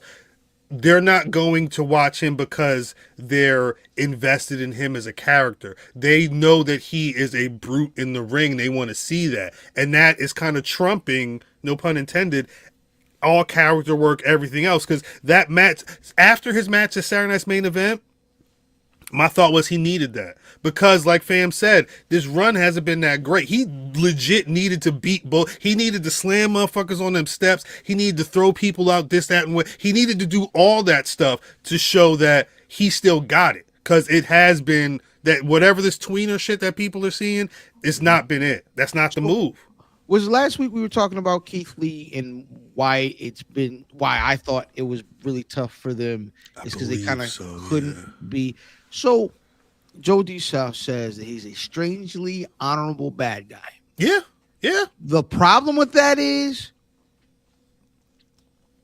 it's like putting goddamn guacamole on cereal. Baby, we don't want an honorable bad guy. No, that's not how it goes. I don't want a good principal. Nigga, I want Mr. Claw. You see, this if you get bad guy. Here you go. Look, this is the bad guy. Like, but again, like I like seeing Gunther. I've been wanting when Gunther started talking shit to Damian Priest, you a piece of gutter trash or whatever. I want to see that when he was saying, "Hey, Sami Zayn, you too much of a pussy to be wrestling me at any type of PLE." I want to see that, but they didn't double down on it. It started becoming, well, and everybody been saying it. I got the dad sweater on. I got the boot cut jeans on with the random ass shoes. No, like boot cut jeans is evil.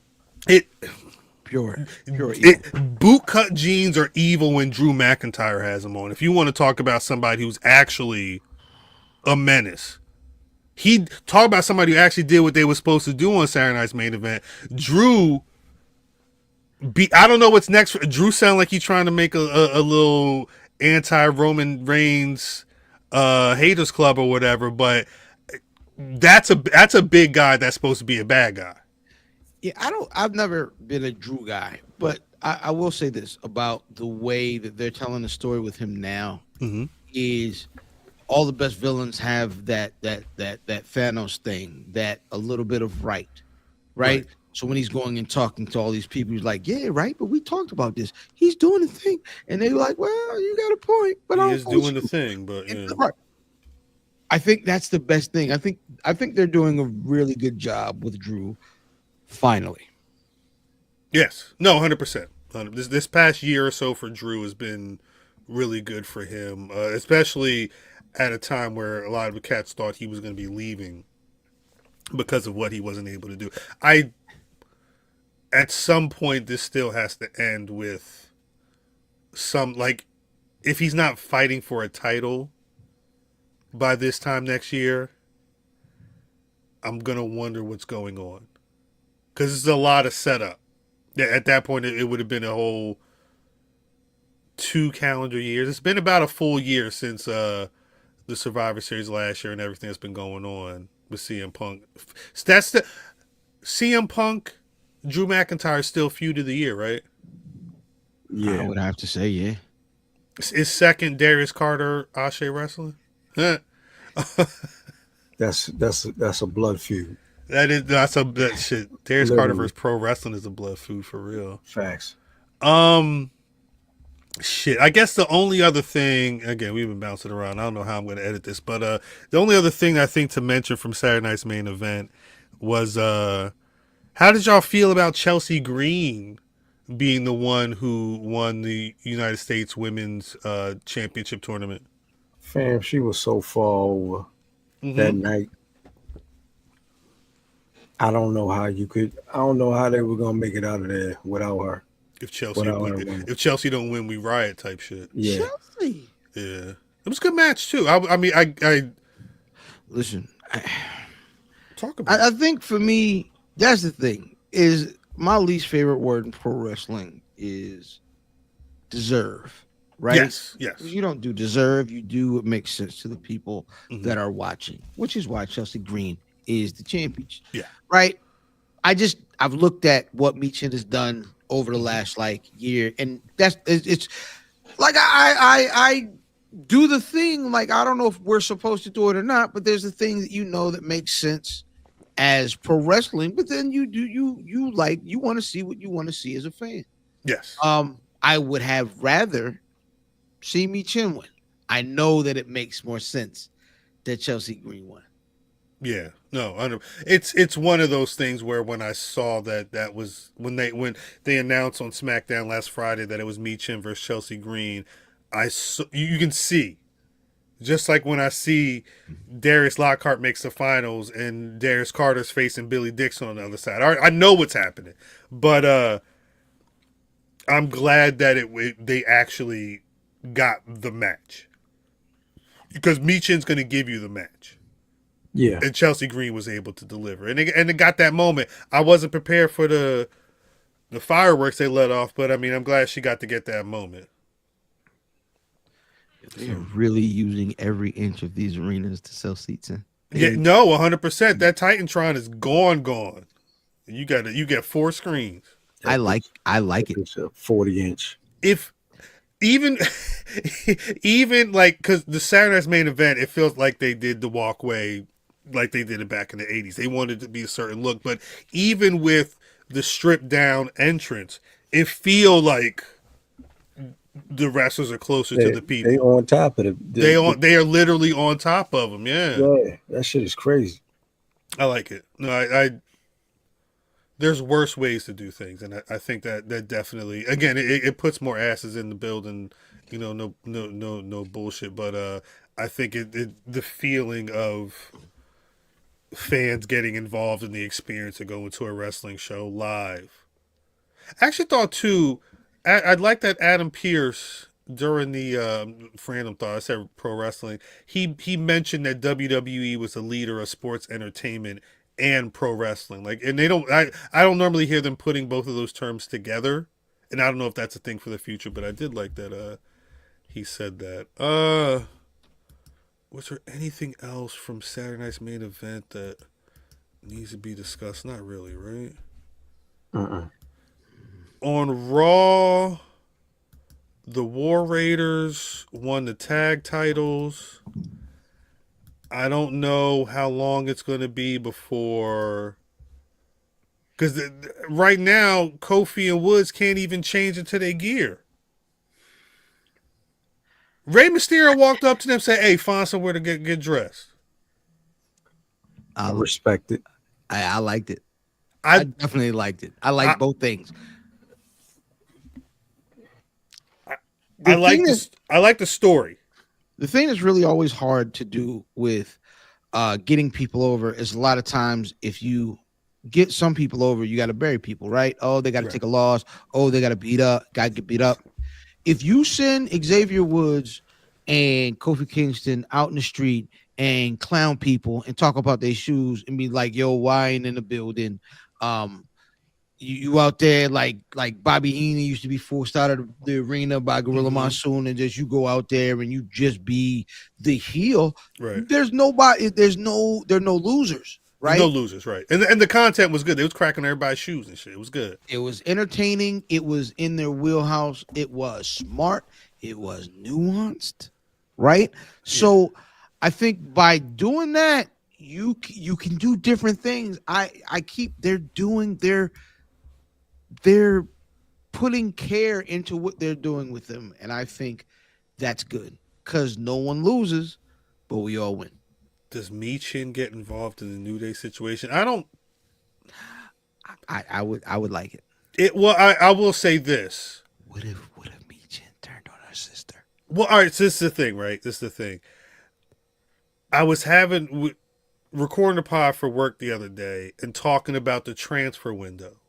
Shout out to your work homies. Facts. Peace to the squad. Hope they're doing well.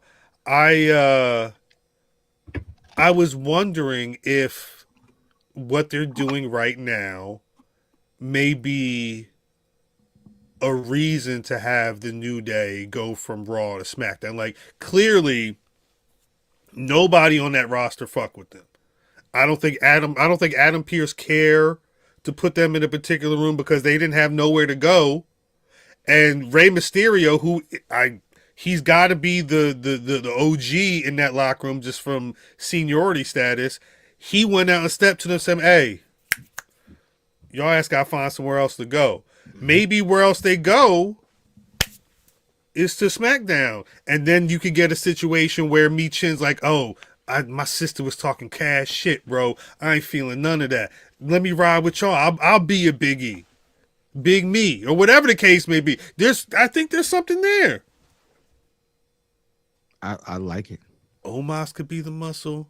Hey, cuz, whose side you on? That's a great question. Great question. Whose side you on? I gotta rock with Kofi. At this point, that means you're rocking with Xavier Woods. I'm going with Big E. I gotta rock with Kofi is great. No, that's great. Omos can be the muscle. Omos got to be on the show. Hey, so the one of the big things online, of course, is that big crossed out 0, and everybody's assuming it's Penta, but niggas like it could be Omos. It's lit if it's Omos. It's definitely lit if it's Omos. I am 100%. The way you niggas is gonna be mad at Omos. If and it's you want to know what?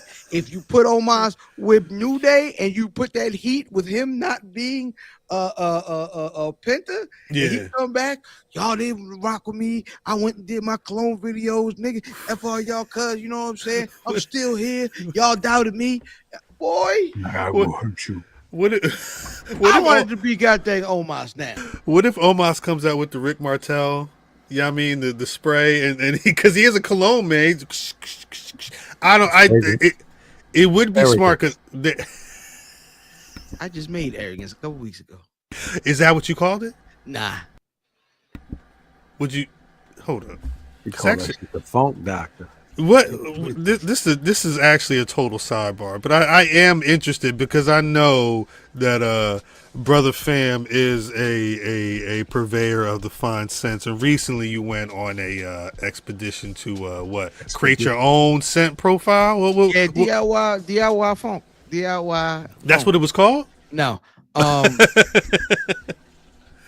Yeah, man, it was the Mrs. birthday, and we went to create our own scents. Outside of pro wrestling, I'm also into what's called FragCom, right? Which is the fragrance community. And, so shout out to Lil Fam 79 in the background. It looked like he about to attack me. Like, this is how, like, you know what I'm saying? Shout out. He bringing the whole Dreamville down. That's crazy.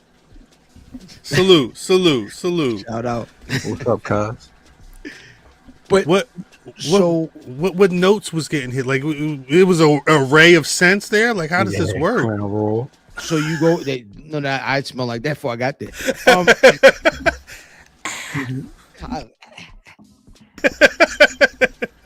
Yeah, I'm saying that's a matter of fact. That's what I'm on right now. Ain't shit in there, nigga. Yeah, it's in me. Pause. So.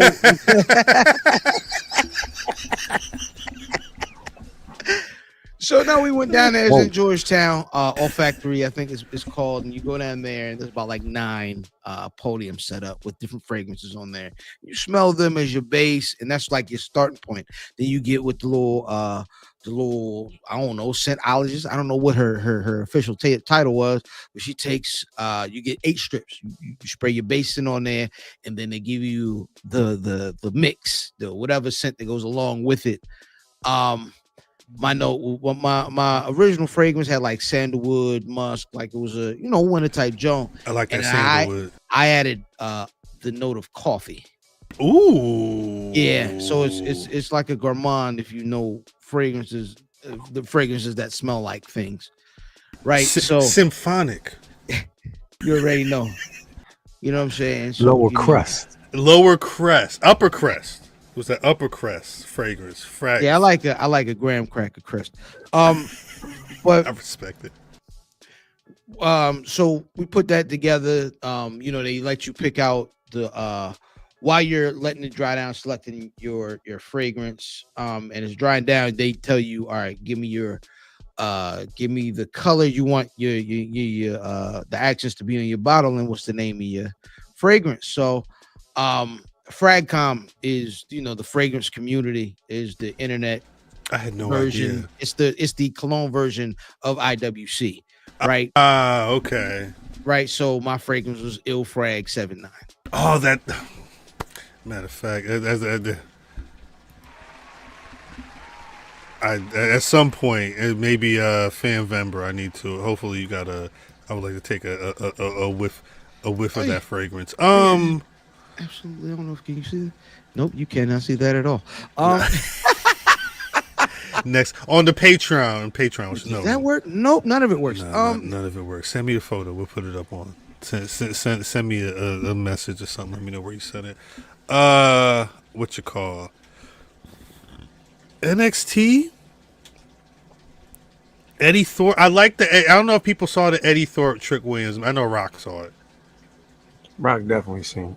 Oh wait, damn it! I'm glad that we didn't get too crazy into this because look at brother DDM is in the building. DDM, hold on, DDM, why you wearing your hat like Luther Campbell?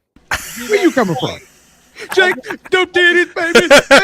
I'm sorry. I just came from dinner at Magdalena here in Baltimore. Big flex. I'm late, and I was about to transition out, but I wanted to know if you had any thoughts on if you wanted to share your thoughts on Mother Green doing her thing Saturday Night's Main Event. Yes, please. Is that your official Black Rasslin of the Week? Mother Green. Damn. Nah, talk about it though. What was that moment like for you? I'm going to protest that one. Please do. No, please do. Thank you. No. I missed this show. I was happy for Chelsea Green. I think Chelsea needed something. I think Fam always says there's no deserving, and we just had that. He just said that. We just. But I think that this was the right call. When Mother Green want to get in her wrestling bag. Oh, he got the figure ready. Yeah. Oh, with the shirt. I didn't realize he had the damn. This is a Chelsea Green stand account. Tears run cold. I wonder why. The Mother Green. I think this is the right call. And I would have loved to see her with the Money in the Bank briefcase. I think from a storyline perspective, that would have been pure comedy, and I would have enjoyed every minute of it. But I love seeing this happen for Chelsea very much so. Good worker, great character work. She's taken a character that on paper I thought was like kind of cringeworthy, and really turned it around and built it into something that's very enjoyable and that people can rally behind. Next, if she has banger matches along with this character, then we're looking at something really special here. Does she Nick Aldis said that you got to work to earn this? Like, do you think it's going to be a situation? I don't know if this is going to be the work rate title for women, but you think those first couple matches going to have to be some like 15, 20 minute TV bangers? For this character, you can work to that. I think if I was booking this, right, it would have heavy story attached to it because that's our strong suit. And for the match work, I would have just really great spots because like the garbage can fight that she had was great. Her spot in Money in the Bank was great. Like, she's a girl that does really well at those kind of like spot things. So I would definitely have it in spots, and then have the surprise be, oh, this bitch had a 20-minute banger, bitch. You know what I'm saying? Yeah. Like, these are the types of things like where she's put herself, and the character is in a place where they can it's kind of one of those things where it's like with The Miz, where if she has a great match, that's the cherry on top, but that's not the expectation. With some people, they are only as good as their last great match. With Chelsea Green, win or lose, it doesn't matter because the character is a hit. So I think this is the right call. My Chelsea Green United States champion shirt is on order, but we won't be getting that for like another 2 weeks because WWE is not printing as fast as they used to back in the day. It took me a while to get this shirt. Like I ordered this when it first came out, and then they sent me an email talking about it's on back order and we have a thing going on. Chelsea Green is definitely obviously one of my faves. I just ordered the Bianca Belair WrestleMania 39 figurine. Real quick, DDM, before you get away from your last point. Yes. I agreed. And I was rooting for Michin. And before you got here, I agreed with everything you just said up until you got to that goddamn U.S. Championship t-shirt. I have a problem with buying a bunch of stuff. And I don't know if it's me, and I kind of don't want to even get too deep in the woods with this. But there's too much symbolism on that shirt, if you understand what I'm talking about. I didn't take it that way. Fair enough. I didn't take it that way. I think it's the U.S. title. Mm-hmm. So no, that's correct. It's going to have the U.S. flag. You have Chelsea as the Statue of Liberty. Like, I'm at a place where the American public has made its decision. And it was a resounding one. Mm-hmm. And we could look into, I totally get your point in looking at that and seeing, I see what you're saying, but I think based on the character work, and then also too, she's Canadian. I like that part of it, right? Because you can kind of play with that. Right. Well, she's not even American. I don't know who's Canadian anymore. Yeah, I feel like Canadian is like a new religion. Like, he's Canadian, right? Oh, well, right. He don't even look Canadian. I didn't even know he was Canadian. Yeah, I ain't know. I thought he was Presbyterian. Yeah. She's Canadian. So, like, for me, I'm not reading that deeply into it. I think if we want to look into something, we can look into the fact that Raw is moving to Netflix on January the 6th. I see, but we wanted to have that conversation. No, but wait. So then they said that Chris Jericho White was gonna pop up. Wait. No, I'm sorry. But so like because it's the beginning of the year, right? And they had done a day one. Should WWE have done like a January 13th?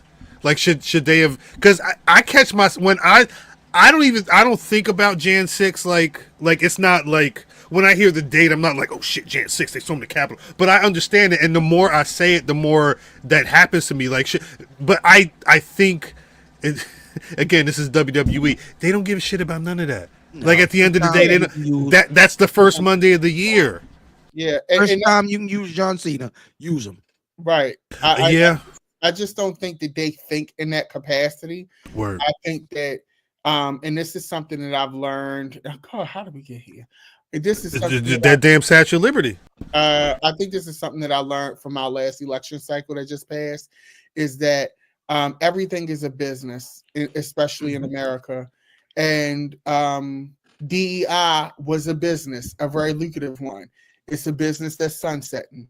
The WWE is a business. They don't care about nothing but the business. And especially with having Nick Khan and the Saudi connection and all of that, they looking at money.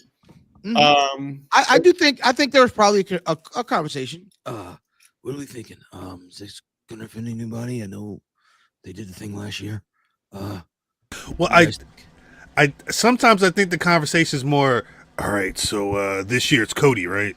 And where can we get Cody? Because I do in my heart of hearts feel like that once he won that title, he is the face. He's on the side of the buses and all that, and I think it as opposed to I don't know what happened there. As opposed to does the black person fit in this? It's kind of like who's the safe white option right now, or maybe for the foreseeable future. and I don't want to say it's because of who's in charge or whatnot, but it just feels like that's what the scene is looking like right now. Hey man, don't serve meatloaf on Thanksgiving, baby. Give the people what they want. You know what I mean? Take it easy. Turkey is a safe choice. Yeah, and also too, the thing that I think about a lot, Black people are only 13% of the population in the United States, and when you look at wrestling demographic, that number shrinks even more. Yeah. And so everything is a business. Everything is for sale. And I went to see Nicole Kidman's new film, Baby Girl, last night. Sidebar, I never thought I would say this, but Nicole Kidman had me leaving the theater horny. To all of that shit looked crazy. It was wild. And I keep telling you. It was wild. And I never thought I would say that about Nicole Kidman, but or any woman. Well, no, it don't got nothing to do with that, but more so like I just was like Nicole Kidman, and it was the whole thing. She had a whole BDSM and a humiliation kink. It was a lot, but there's a line in the film when you should watch that trailer, Math. I'm sorry, DDM. Yeah, it's really good. It's a line in the film when she's talking to one of the ladies that work for her, and she said, "Oh, honey, you're confusing morality with ambition." Yeah, and yeah. I said, "Ooh." Yeah. I need to see Baby. Ooh. So I saw that trailer. I said, "Oh, okay." And I said, that therein sums up the United States of America and all of the businesses in them. You're confusing morality with a dollar and ambition, and they're not the same thing. Facts. And if they can make $1 off of morality, they will. DEI. They will. But they're gonna go in line with where the government and just purely just to conflate it with political landscape. When you have more than half of the country devoting to people who actually showed up at the polls stating that this is the type of candidate that we want, these are the kind of cities that we want, then if I'm WWE as a business, that's also a signal to me that maybe we do need to keep the title on Liv Morgan.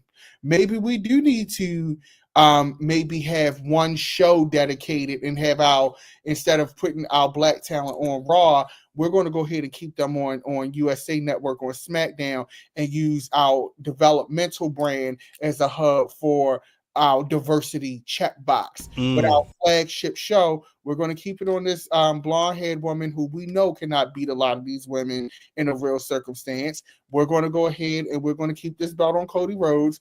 We're going to go ahead and we're going to do all of these different things. And so, like, for me, that's how I look at it. Like, and I say this all the time to people, we're looking at this business to be something that it is inherently not. It's nice if we get thrown a bone, and I'm not saying we should be okay with that, but also too, this is why it's important to support companies like Ashe, because these are people who are creating content for you. They just don't have the dollars, but they can have the dollars if we start putting our dollars into companies like that, because calling WWE and AEW to the carpet. I used to do that all the time with AEW about Sonny and Nyla. But guess what? They're a business, and I can't expect a business, especially big ones like this, to give a shit about my morals, because they don't. They give a shit about data, statistics, and what's driving traffic. And what's driving traffic, I hate to say it, even though I can't stand Liv Morgan as women's world champion, but when I go out and I do a litmus test and I talk to people in the street, and I'm talking to the people at work, and I'm talking to people in my apartment building, and I'm watching who's watching Raw, these straight white men love Liv Morgan. They like the fantasy of her. They like the look of her. They're thinking about fucking her while they're watching her. They're not thinking, sorry, YouTube strike, but they're not thinking about this girl is this phenomenal wrestler who there's no way in real life in Joshi, Liv Morgan is pinning the Io Sky clean. That's not happening. Right. But we have to understand what it is and what it ain't. And right now, like, there's no wise Bianca being kept away from the title picture. Why is that? We know we pinned her with that. We were talking, Cal, about they put Naomi with Bianca, even though storyline that made sense. It made sense in storyline because they had this whole big three thing going on. So it made sense to me in that case. But why is Nia Jax still holding this belt? Nia Jax should not have this belt at this point. She's proven her point. There's no progression in the storyline they're holding out. Why? Because Tiffany Stratton is going to hold that belt for a while. I did think at what you call Sarah's main event that was happening. I thought she was about to cash in. They're going to save that. Tiffany probably will hold that suitcase for like WrestleMania. Let's look at the calendar, Cal. WrestleMania is only 4 months away. That's not a long time. So not a long time. You have Raw on Netflix coming. We have other things we can focus on. Perfect. That might be a perfect night. That might be a perfect night. Yeah. But this is so earlier tonight we were talking about them being in a DL holding pattern. Like they're not, it's because it looks, the guys is everything is big deal. We're moving to Netflix, but a great deal of folks are calling Saturday Night's Main Event a glorified house show. And it was. And the truth is you get that during a time of year like this where they're taping shows and so results are leaking out in these streets, and also they aren't making a great deal of big moves because they're about to be a bunch of big moves. Yeah, exactly. That's a good point. And then you have the Royal Rumble coming up February 1st. There's a lot of moving parts, and I think right now, like with the level, let's talk talent, right? In the lady frame specifically, there is a robust amount of female talent right now. And I think that's why they created that Intercontinental and that US Championship, because you got a lot of top girls and it's only 2 belts, right? So, but you can't not have anything for those workhorses or those girls who are giving you great TV every week, but maybe they're not top girl material. But like Chelsea Green, I think Chelsea can get to top girl level with more storyline, more character. Because if The Miz can be a Grand Slam champion 2 times over, then Chelsea Green definitely can hold that top belt one day. You know what you just made me think of, DDM, is that when you talk about the actual top girls, and I don't know if it was you, someone's been talking about them holding why is her name escaping me? I'm tripping today. Bianca Belair back from that top scene. But who's the top heel that can dance with Bianca? It ain't none. I'm gonna tell you, the women that they have now, I think the division is great. I think there's an abundance of women talent that can have good matches and so on and so forth. The main event scene when it comes to the women is sparse, in my opinion. I can see Of course, Charlotte, when she comes back, is straight to the top, but she gone. I don't care for her, but Becky is one of those people that are in that stratosphere, right? So then you're talking Rhea Ripley and Bianca Belair, and they're both good guys. For now. Correct, but who else? I almost think those titles are necessary because when it comes to WrestleMania season and we get a Charlotte back and we get a Becky back, I'm sorry, my apologies, Bailey. No disrespect, you are up there in that stratosphere. But she'd have also to a good guy. Yeah, she'd have to change. She'd have to. I mean, realistically, the only person I think makes a lot of sense is the person that has the briefcase. But that's still introducing somebody to that scene because people, as much as I talked about, maybe Tiff Stratton could cash in for the United States Women's title. Everybody's pinning her to dethrone Nia Jax. So I don't want to discredit that because it feels like at a certain point people are saying she's on that level, but she's not there yet. But she definitely, like, looking at her ring psychology and everything, like, there are girls that say there are girls in NXT from outside of WWE who just got there who definitely can give the match quality that's needed, but they need work in other areas. So there's a lot of different things, and I agree with him in the dancing with Bianca Belair part, but it's a lot of talent. And Mr. D brings up a good point. Tiffany's been kind of getting shades of a baby face with this Nia. See, so she's probably not going to be a heel, possibly. I feel like that would be a mistake. But I think what they may do is pull some sort of sleight of hand where it makes her look dastardly the way she cashes in. Possibly, yeah. Yeah, I could see that. You would have to do it some kind of swerve that way. I think that I think that it is there's a lot of talent, and I think we're seeing something in the women's division that, and I could be wrong, right? But we've never had this many options. There's a lot going on, yes. In women, that I can recall. I am very glad that they have 2 mid-card belts, because while we have a lot of options as women, not a lot of them, like I was saying, are them, quote unquote, right? And that's this era. I'm going to tell you, those mid-card titles are very cool, but what I am seeing with what they're doing, right?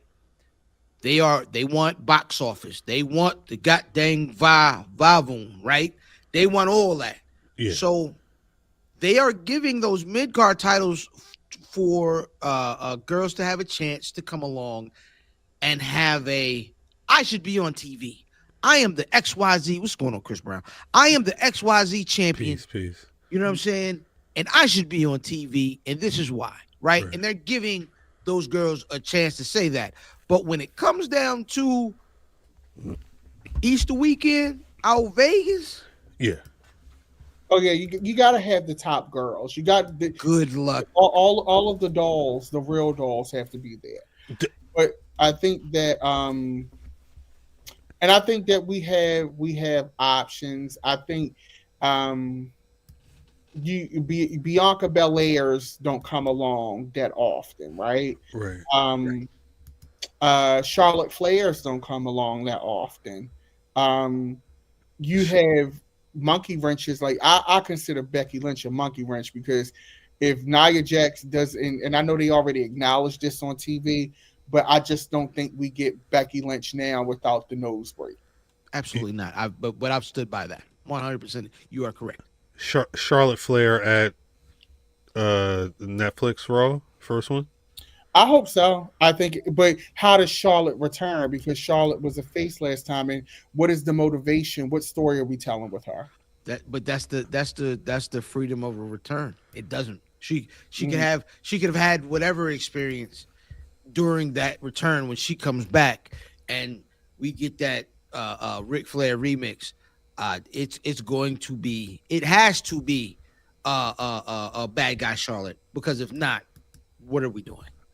Yeah, and that. But my thing is, I'm interested to see I know we need heel Charlotte, but I'm interested to see the story. We also have Asuka out right now, as well. So that's another top talent who is missing. That balances out completely. I think it's interesting that we're in a space that's kind of weird with women's division, where there's a lot of options, but I am just thankful that there is a time where we're talking about a women's division where we're discussing a real mid card, a real top. That, like, let's think about that. Let's celebrate that for a moment, right? I cannot recall, and even though I stepped away from wrestling for a while, I cannot recall having a women's division, at least in WWE. Let's just look at the E, because we know in other promotions and in Impact, things like that, they've had some great women's divisions. But I cannot recall in WWE where I can look from developmental up to the very top of the mountain. And there's like the Royal Rumble for women this year is going to be crazy. Yeah, it should be good. It should be good. And it's funny. Jordan Grace did more with a moment or so in that Rumble and then some following TV than a lot of women did all year. So the cool part about that is, and shout out to Gabby from Lip Gloss and Lighters, we may be ready for another Revolution, the Evolution pay-per-view. Absolutely. I think it's time for that now. The way that I would do it, because the pay-per-views are all sub-based now, that it's not where we have to pay $50 where we're worried about buys anymore. Right. I think that it's justifiable, even if they did an all-women's Saturday night main event. Let's start there. I like that. You know what I'm saying? Let's test the waters there, because we may not, even though I think that looking at the climate of the country, looking at everything, we may want to test it there. Yeah. Or have a some kind of inter-brand women's battle or something, or inter-brand women's tournament. Like, let's bring the Mae Young Classic back, but instead of having it as just a strictly developmental tool or driver, let's have a Mae Young Classic to see who's the best of the best in the women's division. Kind of like how they did. What pay-per-view was that? Where it was a tournament for the WWE Championship. It was old school, like years and years and decades ago. Oh, WrestleMania 4? Right. So let's do, and of course it wouldn't be a WrestleMania, right? Yeah, but, you can't do that. But let's do something like that. They can even do something like that at a Saudi show or something. I think you do. I think you do it as a network special, only because Saturday night's main event is NBC and it's prime time and America, right? So maybe not Saturday night's main event, but you do a network special, maybe a Sunday afternoon, which is a space they really don't usually occupy. But do it like that, as to test the waters. Like, and I think that would be an amazing idea, but I don't really even think they need a tester. I think they can do whatever just do it. Is. You own the networks, baby. Just go and do it. But I like you own. But like I think that's attractive, right? Like you could probably sell Saudi Arabia on this, because they did the King and the Queen of the Ring over there. If you say we're gonna have the tournament and the ramifications are going to be this, you could really set it up anywhere. I do agree that Saturday's main event is probably not the best thing, and it would be dope if there was a separate pay-per-view. But even if it was like Queen, if you just had a Queen of the Ring or whatever, and you just set it up or whatever, real one, not a Queen of the Ring that's a vehicle to relaunch Nia Jax. Right. We need a real tournament or battle or some kind of engine that is a real showcase of the immortals of lady wrestling. Word. Hey, real quick, this ain't got nothing to do with nothing. Oh. Am I the only one that kind of wants to see intergender pro wrestling to an extent? Absolutely. Like, let listen. In WWE, anywhere. There are other places that are probably like, they would do it more so before WWE would do it, because there's the network TV of it all. There's the, but let's listen, in a pro wrestling sense, we know what it is. We know it's a show. I would love, like, I need the goddamn to before we blow everything off over there, I need a Dom Mysterio Rhea Ripley match. I'm sorry. That's me. I like that, but here's where, from a political aspect, I think they're going to stay away from it. With the whole political climate about men and participating in women's sports, the whole transgender boxing and stuff. and everybody being in such an uproar. Men and women are different. They shouldn't be doing it. If wrestling fans rally behind that, and we know what the percentage of wrestling fans to the people who are contesting that whole trans issue is, then that's a lot of hypocrisy going on. But you know what's funny? That's the nature of people. Because I've been at a wrestling event where they're building up and there's a woman in the ring and it's a man in the ring and they're like, oh, they shouldn't touch. And main man duffs the young lady. Yeah. The crowd goes crazy. It's the nature of these it's the nature of these people.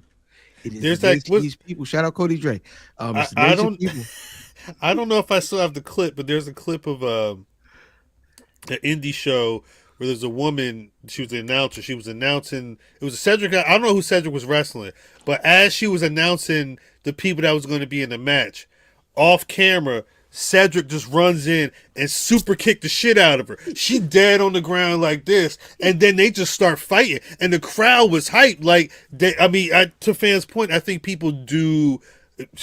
We talked to Darius Carter earlier, and he definitely put hands on a couple. But matter of fact, the last time we talked to Darius Carter on this podcast, he was talking about wanting more light shown on intergender wrestling and that type of stuff. I think about Trish holding that title as well. Title. So yes, I mean it's something we've seen independently all the time. Mm-hmm. With respect to the women who may be really, really athletic and really, really good and may have trouble, depending on where they are, finding women that match their athleticism. If they got to do it, they can. I think they should do it. But then here's the thing, and here's where, and somebody said WWE has sponsors. I agree with that piece. But here's the thing. Yeah, that's a fact. Good point. That sends a message that is for. I think people underestimate how, like you said all the time, fan wrestling reflects where we're at in society. Mm-hmm. And I just don't think that even if it was, let's say, Shayna Baszler versus what's the man with the missing teeth? Oh my God, Chat, help me out. The man Timothy Thatcher. Let's say shout out Timothy Thatcher. Let's say it's Shayna Baszler versus Timothy Thatcher, right? Let's say Timothy. They'll book that for GCW. Right. Let's say Timothy Thatcher beats the shit out of Shayna Baszler on TV. The problem with an intergender match is that the outcome would be that either the man has to win a certain kind of way or he has to lose a certain kind of way. The fun of it is so predetermined, and even though this is a predetermined industry, but the fun in it, just I don't see the way, and I'm saying this because we at this point WWE, we know how they work to a certain degree, and I'm not sure that the E is the place for this. I just don't. I could see AEW doing this before WWE would. I wish they had. I don't know if they have the people. Like it has to be a certain. Like Rhea Ripley is the perfect. Shayna Baszler is the perfect. Like you named a couple of really, really perfect women that the way that they're looked and the way that they're received they wouldn't have really a problem wrestling a man. But I think so. I completely understand, and you're correct. Sponsor wise, not gonna happen. Sponsor wise, not gonna happen. But I just. Listen, I see on the indies all the time. Sometimes you just give it to me. Give me what I want, god dang it. Give it to me, baby. I think it's good. I think it has to be the talent has to be exceptional, the story has to be exceptional. Mm-hmm. Correct. And I'm not confident, especially with Nick Khan and Triple H doubling down, that even with Raw moving to Netflix is still going to be a PG product. That kind of tells me everything I need to know when it comes to them and what their trajectory is. And they're just quite frankly making too much money right now to have to or want to take those risks. Unfortunately, things like that are for companies that are failing or companies that have something to prove, and they are neither one of those scenarios. Facts. And Facts. so I don't see it. I think there's a lot of great things that you can do. I think also too, and people West talent is going to hate me for this. I think WWE has a little bit too much talent. Um, and I know you can never have enough talent, but I say that, and I'm just purely basing this off of just being a viewer. There's only but so much TV time, and I feel like, and I know me and Rock agree with this. Shout out to Rock 504 Rock. No, I don't. I already hate whatever you're about to say. Yeah. If you and Rock agreeing, I don't want it. But I will say this: me and Rock love NXT, and I think that NXT is probably the best example WWE has of how to allot TV time to a myriad of talent, a diverse pool of talent, and not make it feel stuffed or overdone. And some of these matches are not long matches, but the way that they are produced, they feel like the match wasn't rushed. It feels like we got a resolution. Shout out to Nathan Frazier and Axiom. Other great tag team match. That's Oba Femi. Yes. Well, y'all gonna be mad when he show up with homegirl on his arm. I can't wait. I can't. Nunchucks. When he throw with them nunchucks hop on the timeline, he be like, "Who? Who?" I won't be mad at that. That's the nunchuck sound because I understand it, and I know what it is and what it ain't. But I think NXT is a shining example of you can if they just took that NXT formula of how they do backstage segments, how they incorporate talent, I think that will increase opportunities for people on that roster. Everything is so static on those main roster shows to me. Whereas with NXT, I am engaged. It's a 2-hour show, so it's the same amount of time as SmackDown, same amount of time as Raw right now. I am thoroughly engaged from 8 o'clock until 10:08 when they go off the air. Word. It's constantly dancing. And when they have a story that they need to let breathe, they do let it breathe. But I think that the main roster is so bloodline obsessed, so Cody obsessed, that sometimes those segments, because we get them too often, don't hit. Like, no shade, and I know y'all probably already talked about this. CM Punk gagged a little bit to me. That whole segment ate it to me, and I love both of those guys. Yeah, I was like, I think I put it in the chat, but I was like, what is this? What are they doing? Yeah, CM Punk. I also don't think they should be going here that early, but that's a whole nother. Because they doing it, and this is the thing for me. Like when Seth tried to come back with like real fighting, I was like, what are you? Listen.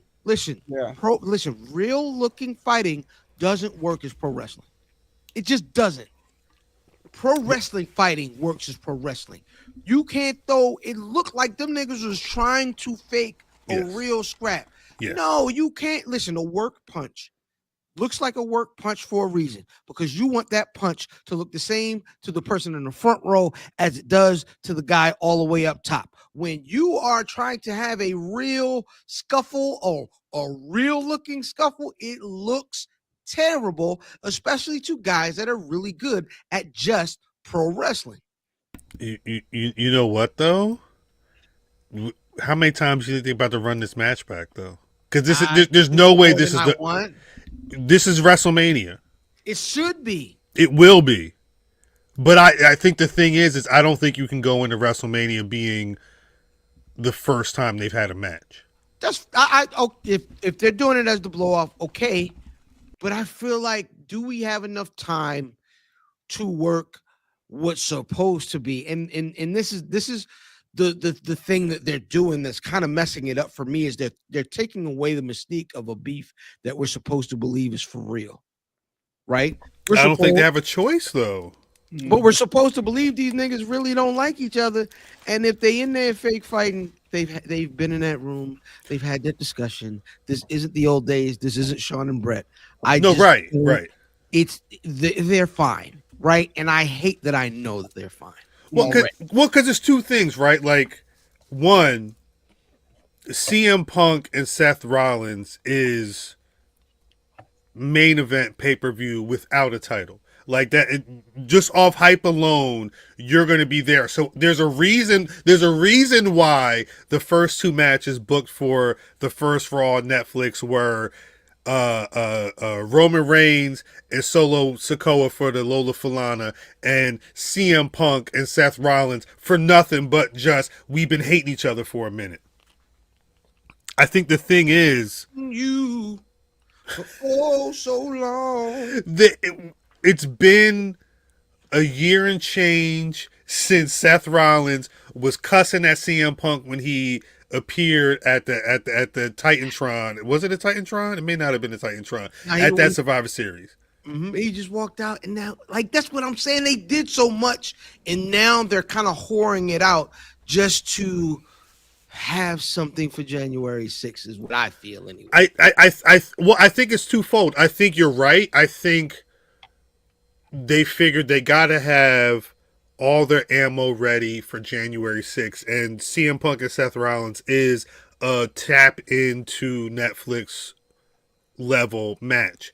But I think this is the beginning of it. Like, we've been building to this. This really feels like the beginning of the story. This should be, they have this match. Whoever wins or loses, Royal Rumble, if they're both entered, you better be ready for the both of them to be in a ring at the same time. Like, it should be like how how CM Punk and Drew were throughout the year. You couldn't have them in the same spot. It really should be like that up until one of them wins a title or one of them wins a Royal Rumble and then is facing the other one for a title at WrestleMania. Like that feels like Saturday night in Vegas to me. Punk winning the Rumble then. That's what it feels like. Seth could win that title from Gunther or whoever at any time if he really wanted to. Do we think that is so? You're saying CM Punk is winning the Royal Rumble this year? That's what CM Punk probably could have won it last year if he didn't fuck his arm up. But I think it feels like that's what the story they're trying to beating Drew in their feud, being a part of the bloodline, saying that Heyman, when I got to call in that favor, I got to call in that favor. Him pointing at the WrestleMania sign that's not even up there and immediately getting into the Seth Rollins feud. It feels like this is what we about to see in Vegas. To me. Did y'all see this? They're talking about the Tribal Chief title. That's not the Lola Falana? If they do it, yuck. I do not want it. I like the actual Lola Falana as a MacGuffin. You don't need that title because there's nothing you do with that title after you're done with it. Right. So yes, leave it as what it is. If not, you putting too much sauce on it. It is literally overbooking.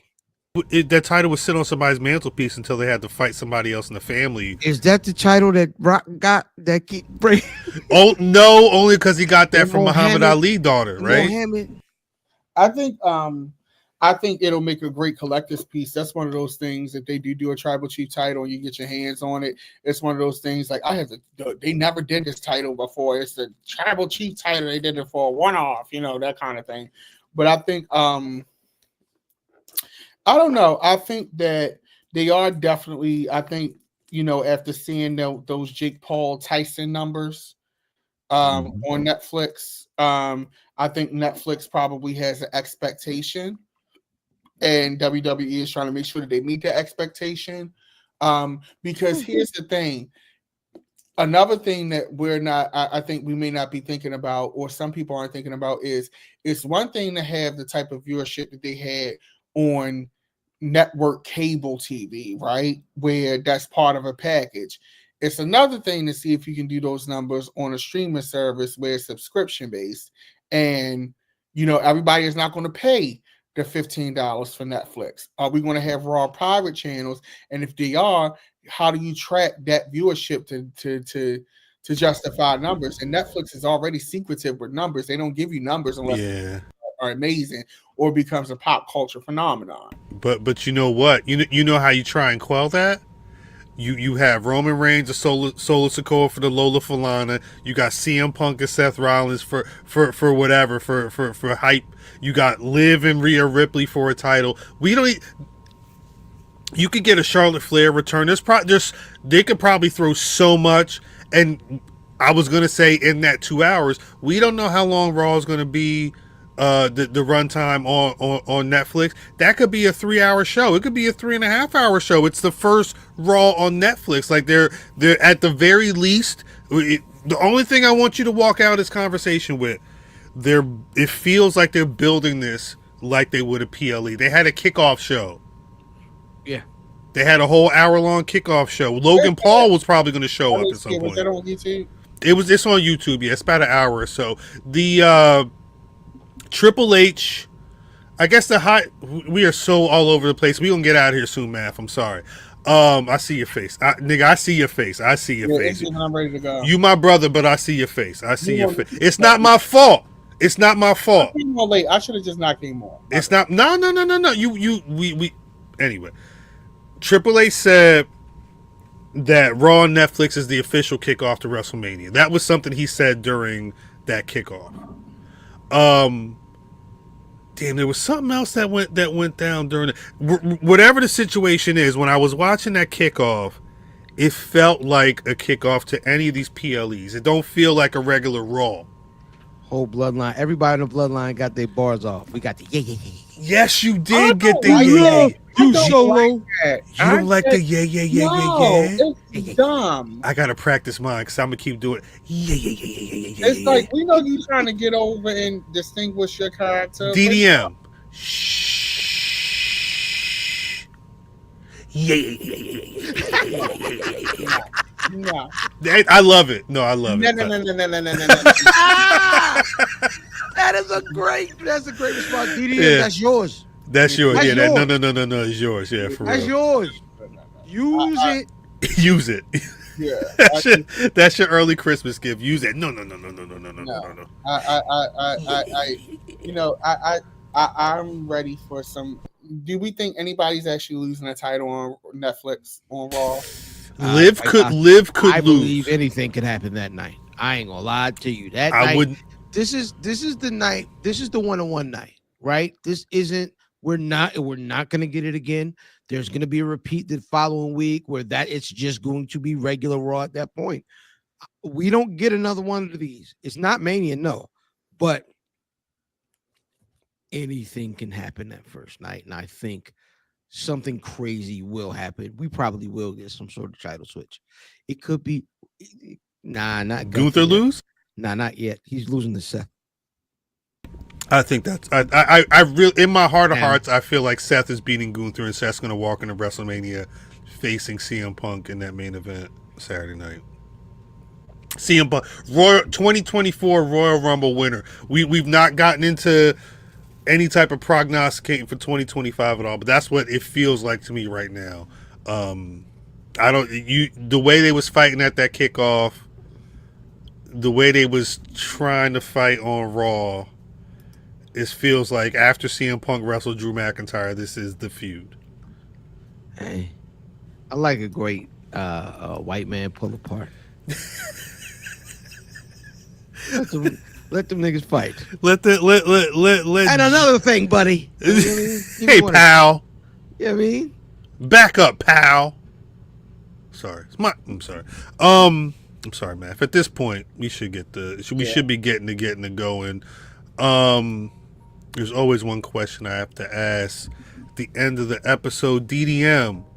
You definitely teased it, but who was your Black Wrestler of the week? Chelsea Green. Say no. I was gonna pull your square. Don't worry. I was gonna pull your square. Circle gets a square. No. Shout out to Mother Green, but and Mother Green be watching my Insta story, so I'm here for her. Facts. My Black Wrestler of the week is gonna be Walter. Oh, shut up. Aka! Shut up, Oba. I think that's Daddy smart. Oba. I think that's Oba. smart. You got to keep rocking with him until you can't, because once that white girl get next What's to the you, nunchuck? you ain't gonna be allowed to. He No. said, "Surprise, surprise!" I'm gonna stick with him. I'm an Oba fan because I got to see him from the beginning, so I'll stick with him. The ruler is back. Yeah. Sorry, The only reason you are the NXT champion is because I let you be the NXT champion. Opa was Y'all right. gonna be cool. Y'all gonna be cool until he gonna marry the white girl and turn her first name into Ben. Surprise, surprise! Here is my wife, Lashley, during his whole tryst. Mm-hmm. I'm gonna stand by Oba. Nikita. Mm-hmm. She That's coming. he'd be like, Nikita, Surprise, surprise! Here's my wife. Nikita, chopper. Brother. Hey man, in the losing effort, but a main event, all the same. 7 main event of the pay-per-view last week. Shout out to AJ Francis, man. Facts. That moonsault spot was crazy. Off the That top second rope. rope was Yeah, crazy. on the second rope, my was, fault. it was crazy though. Crazy. Where can I watch that? I'll Does Impact have a Shh. channel? we'll talk. shut We'll up. talk. We'll talk There you after. We'll talk after the recording. There you go. brother Matthew.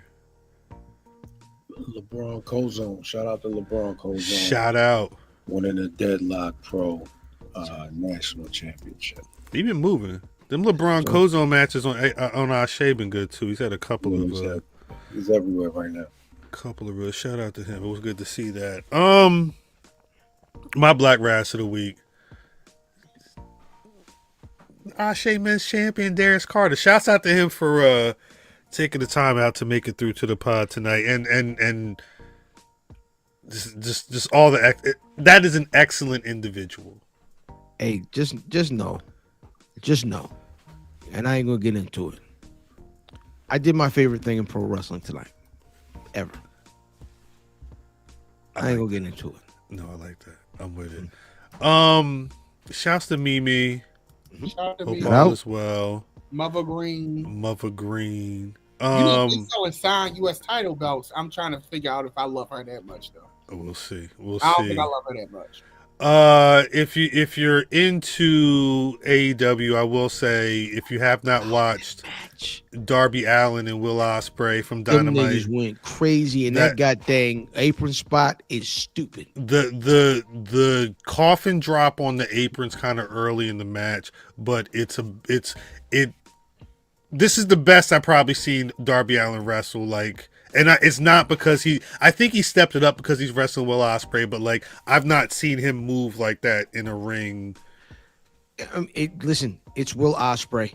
It's Will Ospreay, right? Will Ospreay, he's still him. He's good. Well, right? And I didn't think we were gonna get him in AEW, but oh yeah, he here. Nigga because here he did that promo where he was like, "Well, I can't wrestle and I gotta adjust my style." Nah, he going him. Well, yeah, he just working, and he made Buddy, and that was crazy. Yes, that was very good. Also, MVP will always be my runner up right for Black Rasslin of the Week, just because this nigga is killing sunglasses right now. Every time he come out there, them goddamn them Dog Jones he had this week was crazy. Let me ask this nigga, ask you what they was. They was hard. They was tough. Do. Speaking of MVP, they got the We Hurt People shirts on AEW. Yeah, MVP said, Ricochet, you a cornball, you a kiss ass. Let me rip your card up. But Will Ospreay Ricochet on Saturday. Watch out! You can't call everybody a cornball. I'm sorry. Keep going. I'm sorry. He called him a kiss ass. My fault. Yeah, Will Ospreay Ricochet Saturday. You got the Grinch on your yummies? Oh no, those are wreaths. Because I was late. No, like he went in. Like it's a wreath. Like it's that's a wreath of Franklin. Cover your face, nigga. You got to cover your face. Yeah, cover or put. They're just gonna try to focus your. There you go. This a wreath hanging off. That's crazy. Reefer. It's reefer. Aretha Franklin. Oh, it's Snowman too. Yeah, it's cocaine and reefer. That's the theme. I see it. Yeah. Cocaine. This nigga right here, shiny butt. Yeah, Ricochet. That's all. The theme of this one is butt wipers. Ricochet, Will Ospreay Saturday. Shelton Benjamin, Okada. Christmas on Dynamite is gonna be a I'm watching problem. that. Yeah, I'll be watching that too. Is there anything else I had to note? That's it. One more for the year. We'll one more time. We'll be around. One more time. DDM, where can people find the social medias? You can find me on line on all networks at Dapper Dan Midas. Be sure to tune into youtube.com/Secretary of Shade, where we discuss everything from our burning country to Jay-Z's legal disputes. Oof. Brother fam. You can find me on the internet talking to chicks who be sweating when you off the music, makes me hot remix. Oh, I'm sorry. IlFam79 on your social media choice. Brother Math.